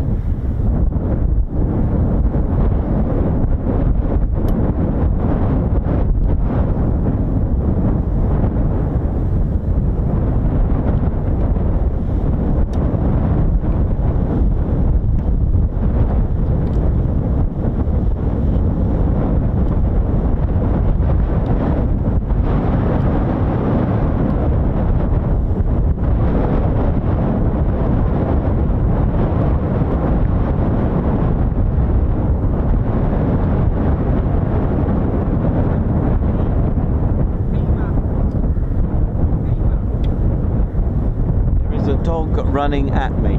I hope it can't climb ladders. If the dog climbs this ladder, I may have to go.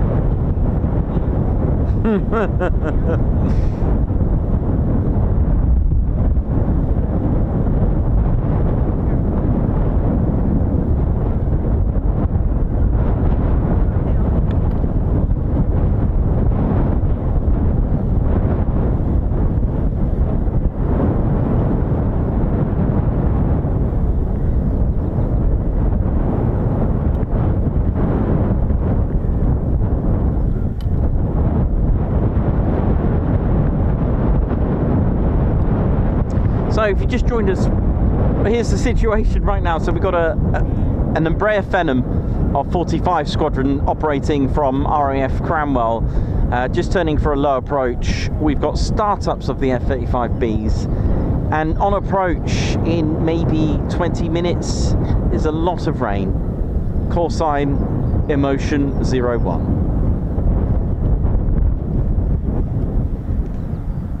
Oh, and it's sunny now. Oh, I've got a little bit of sunshine. Yay!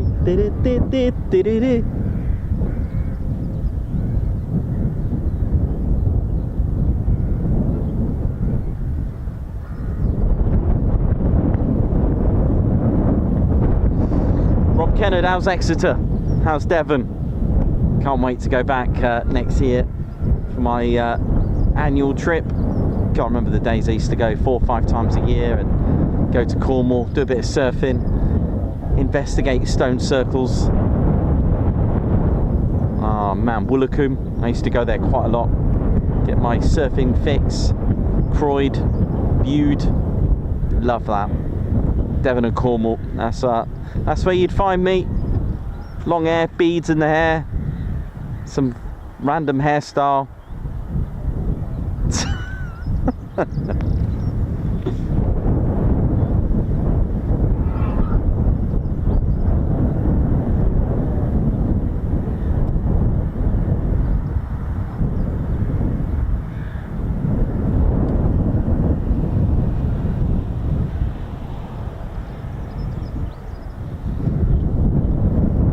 Right, let me see what I can do with this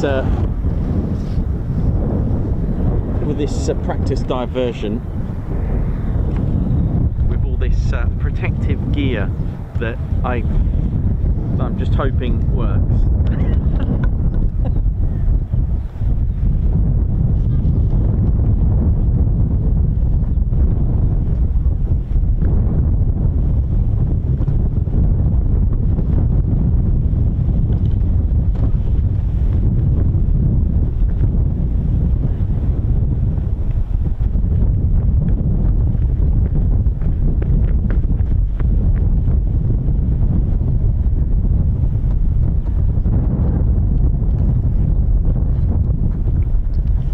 We do have more F-35s started up, but whether they'll be here while we're here, that is another matter.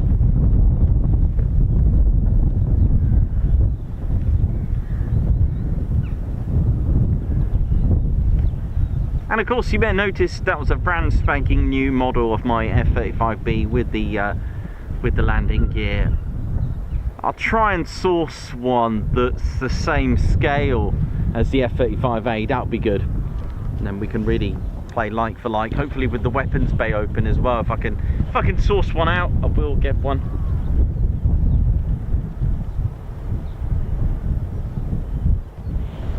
The calm before the storm.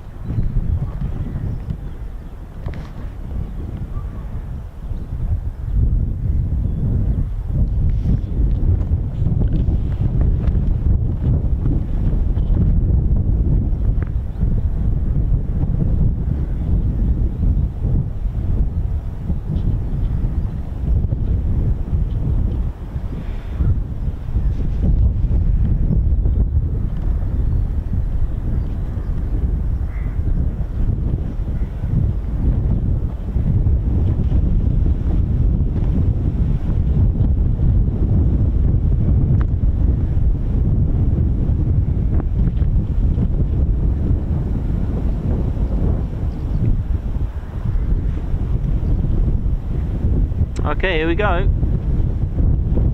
Where are you?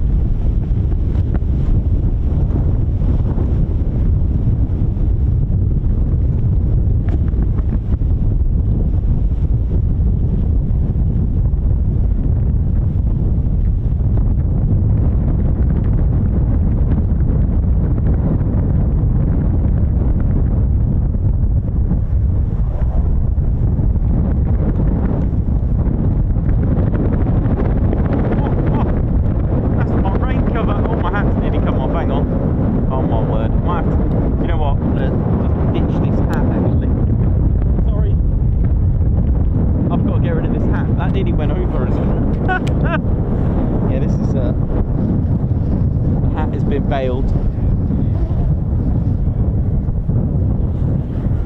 Well, we saw a little bit of it. God, the rain cover was really rattling like a rattler.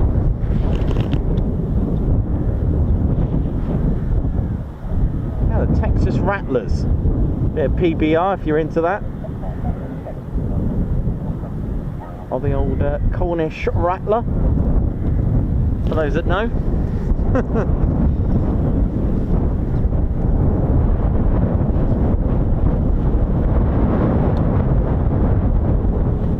And another starter.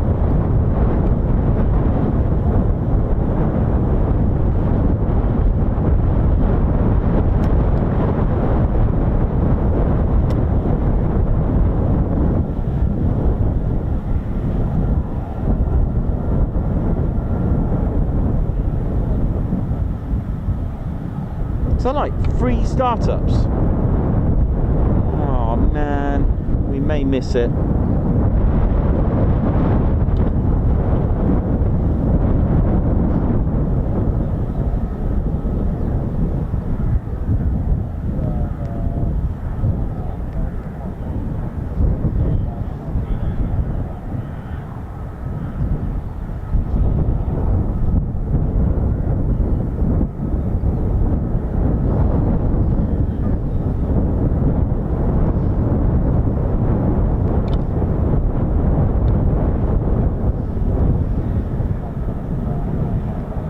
Another startup. Ah, it's going to get busy when it rains. Right, I'll tell you what, I'm just trying to think if there's anything I can do to make the experience a bit more enjoyable.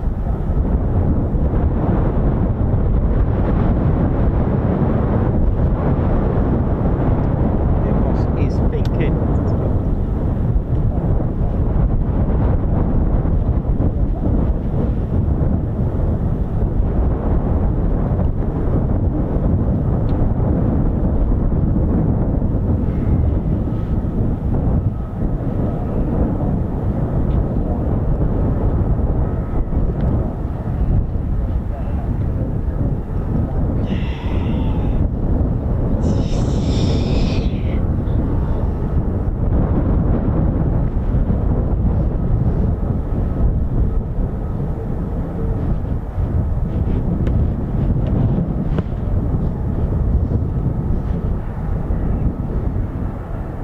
Another startup. Oh my word, we've got loads. That's either 3 or 4 now.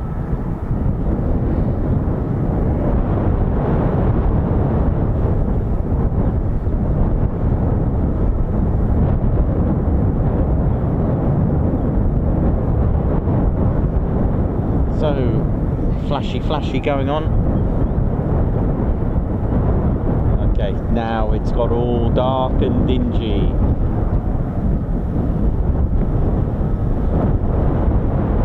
Yeah, certainly got very dingy. I don't think Crouch can fix with his aerial tablets. This is a bit too much dinge.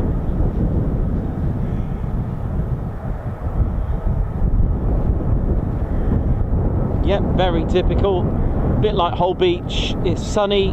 It gets emotional, you get aircraft and then they can't use it because it's gone emotional. Good morning, my lens, your eyes.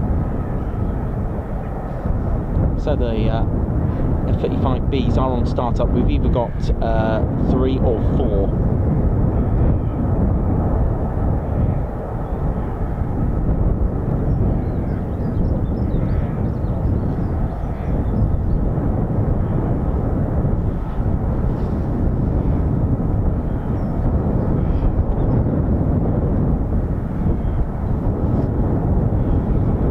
Please come back. Our Singleton, can we at least get that one come back before we finish? Do you know what, it's going to come back and we're going to get, I don't know, will it vertically land? I don't know, it's fingers cross it, but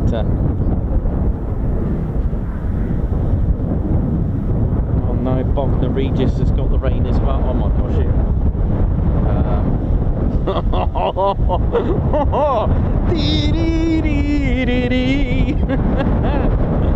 come on. Brian, I smell gas. I actually smell gas. What's going on here? Hang on. Do you remember that advert in the 80s? Brian, I smell gas. And then the lady, no, Brian, yeah, he shouts, don't. Do you remember that? Goodness me.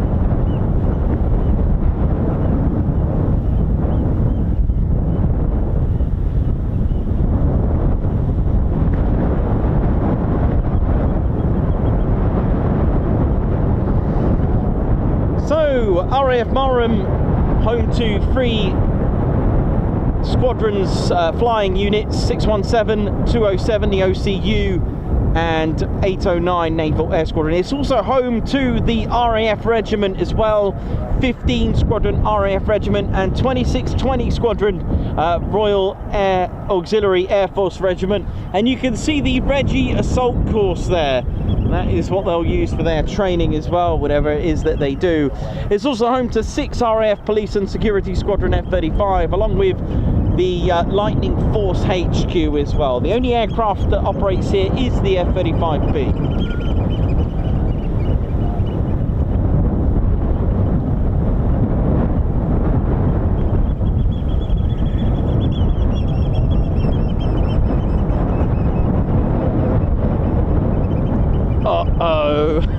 Oh no, that looks a bit grey.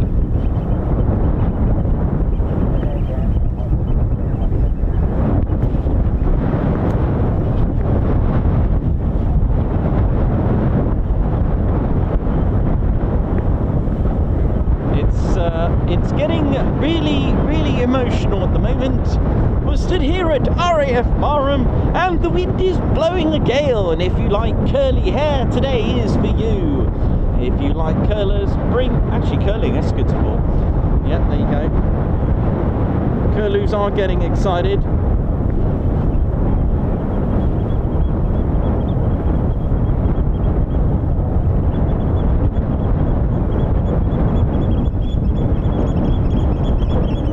Oh yes!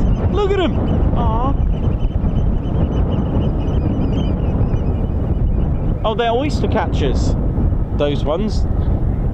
Those were oyster catchers. They weren't curlews, those. 100% oyster catchers. Look at them.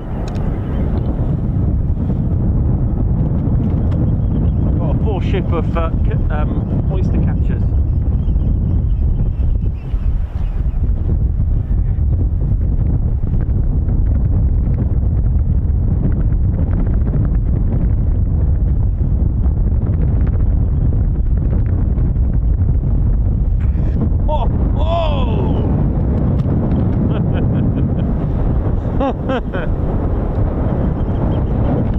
What's going on here? Who's this? It's an F-15. Yay, we're going to get an F-15. Here we go.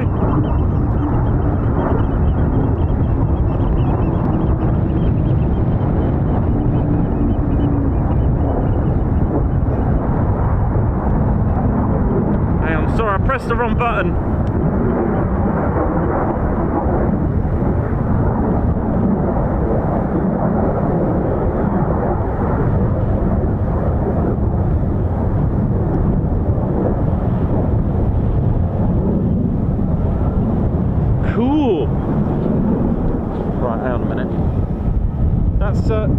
That's probably the lowest I've seen to descend for Lakenheath. What's going on here? Why can't this go on? Oh my word!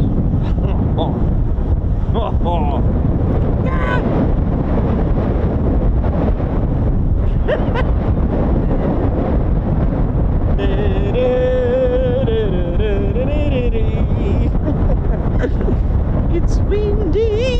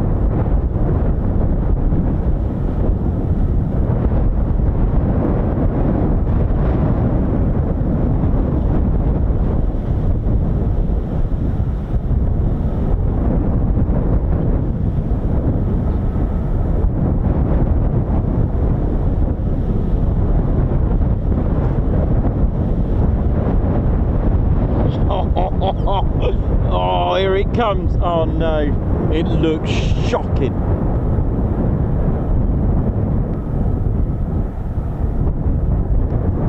I have 2 minutes to go. Come on.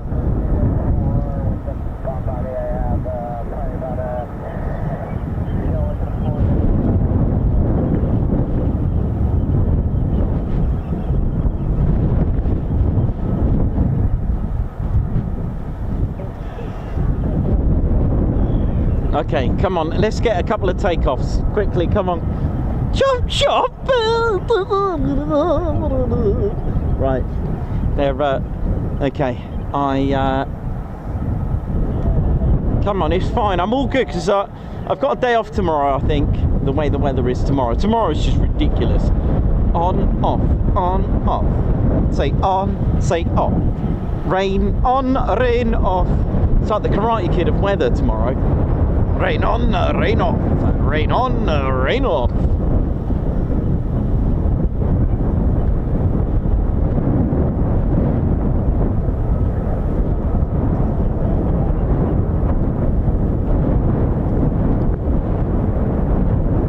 Doom doom. Doom doom.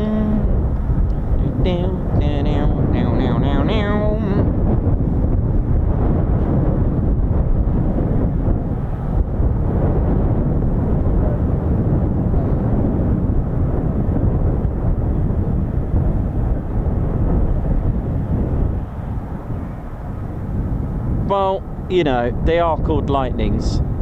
You know, bit of thunder, bit of lightning, bit of rain, bit of storm. I think storm would be a good name for a fighter jet. Has there ever been a fighter jet called a storm? I don't think there has. You know, what do you reckon? Huh? The F-35 Storm. I like that one. Yeah. F-55 Storm.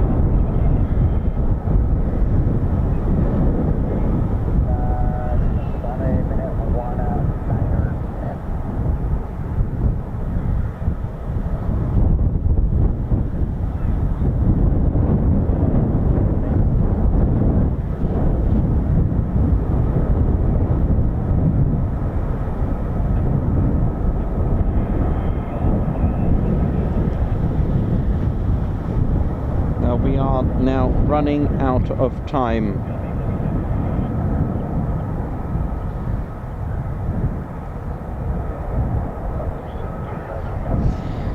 Well, I hope we're all good, ladies, gents and teddy bears.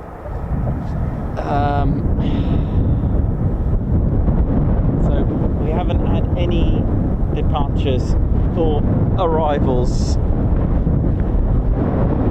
while I'm about to pack up. We've had one departure though, and one practice diversion and low approach from a Phenom, but just since these startups I've been oh my god. It'll be alright. It'll be alright. Oh, actually I've got an idea what I can grab actually.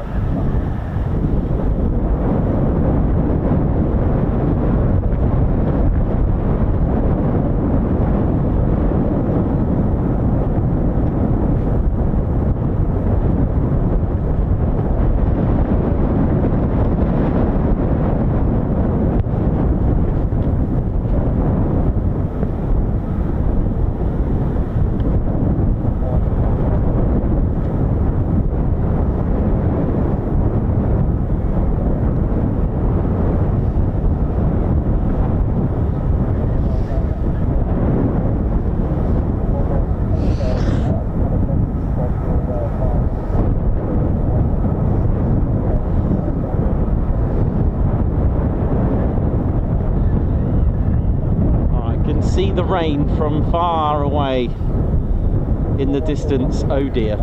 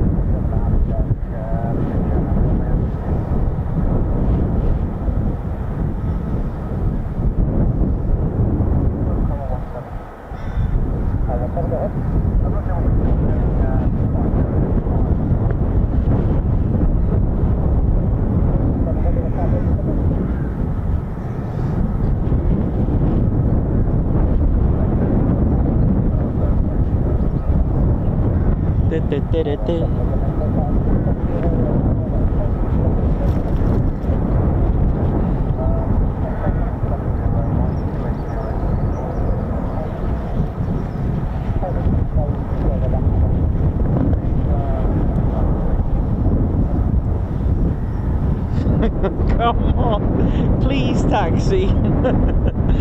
Oh man, I can. It's just like a funny moment. Help me! Right, here we go.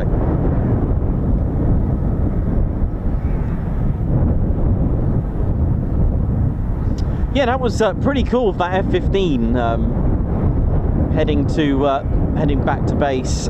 That was kind of cool. Don't think I've seen one that low for RTB Lakenheath.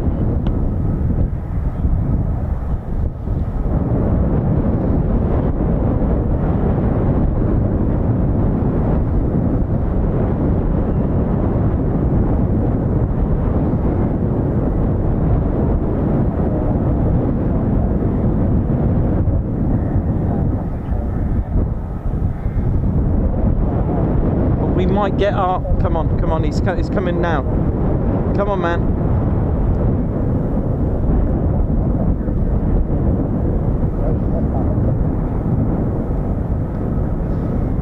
The F-35 is RTB.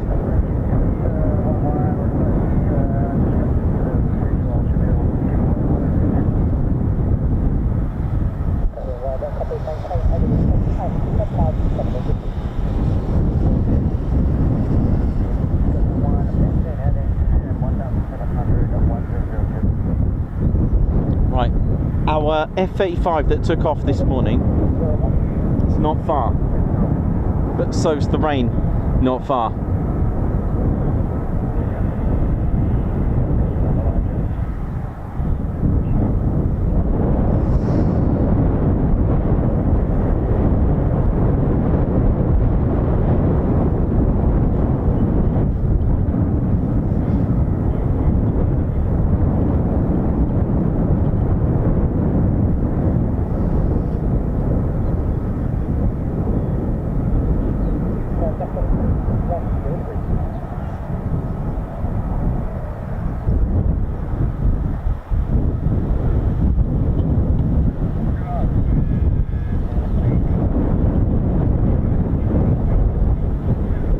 Mark Joyce, how you doing, man? Hope you're good.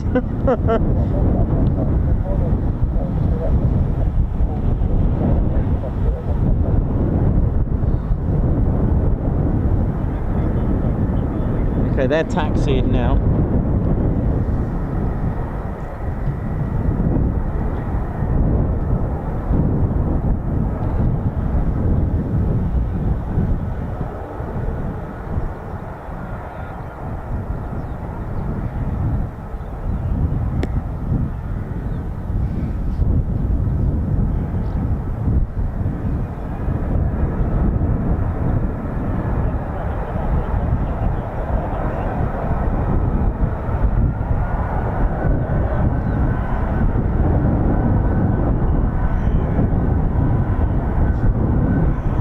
Hang in there, Teddy.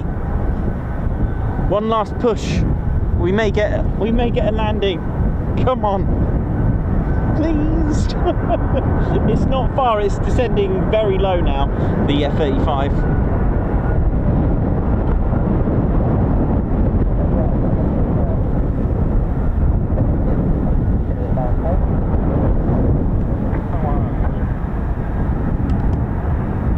Oh man, come on Marham, come on. Right on the nick of time, I think.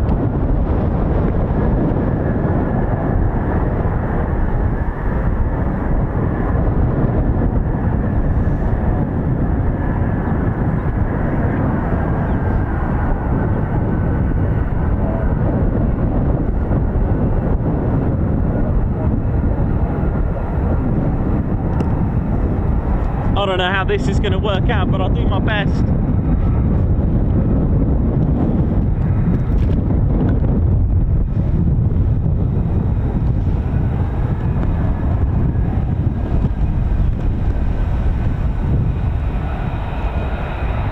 Okay, come on Marham, where are you? It's coming in, come on.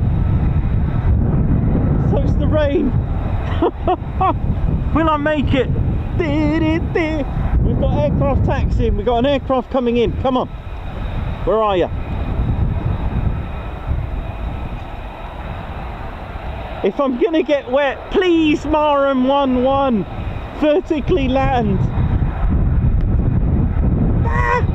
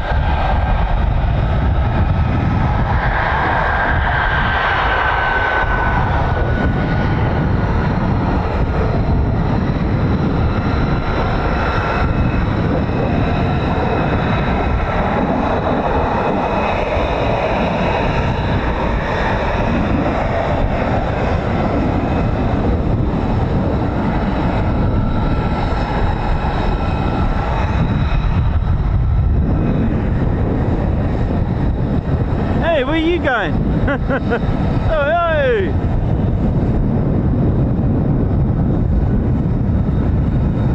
We've got more! Look, millions of them! Yay! And it's raining! Yay! Woo!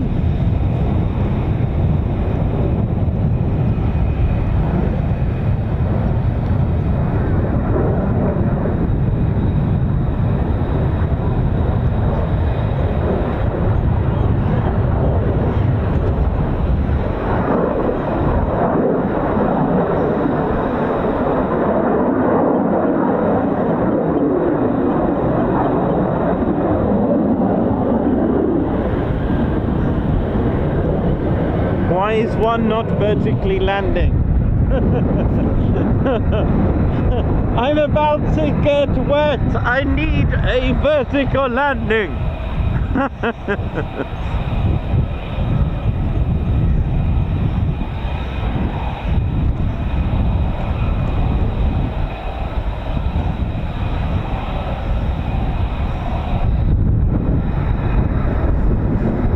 Two more. Look at this.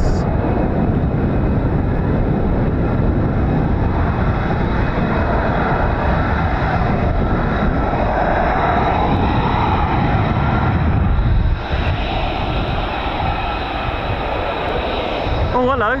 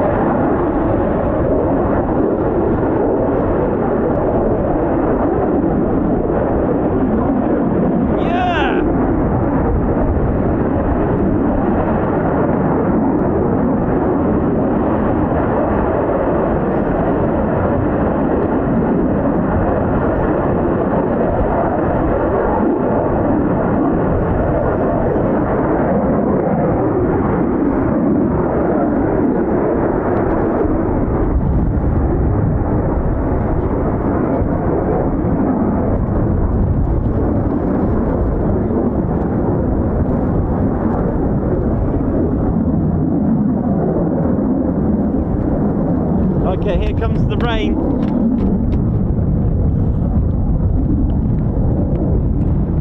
Very bad rain. Okay, let's just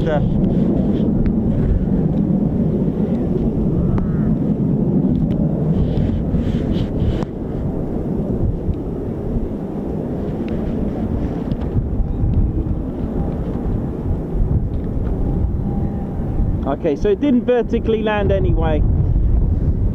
No worries. Right, it's time for us to go. It is chucking it now, I think. Hang on a minute. It was raining. It might.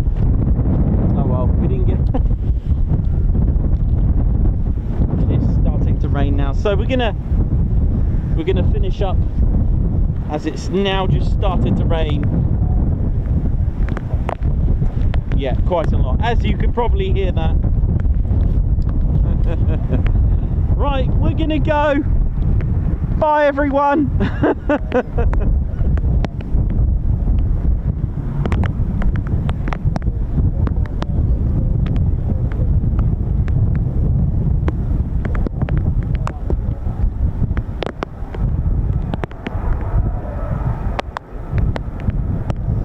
Guards marches will be owed on the next stream. I've just taken a little screenshot for you, and we'll see you on the next one.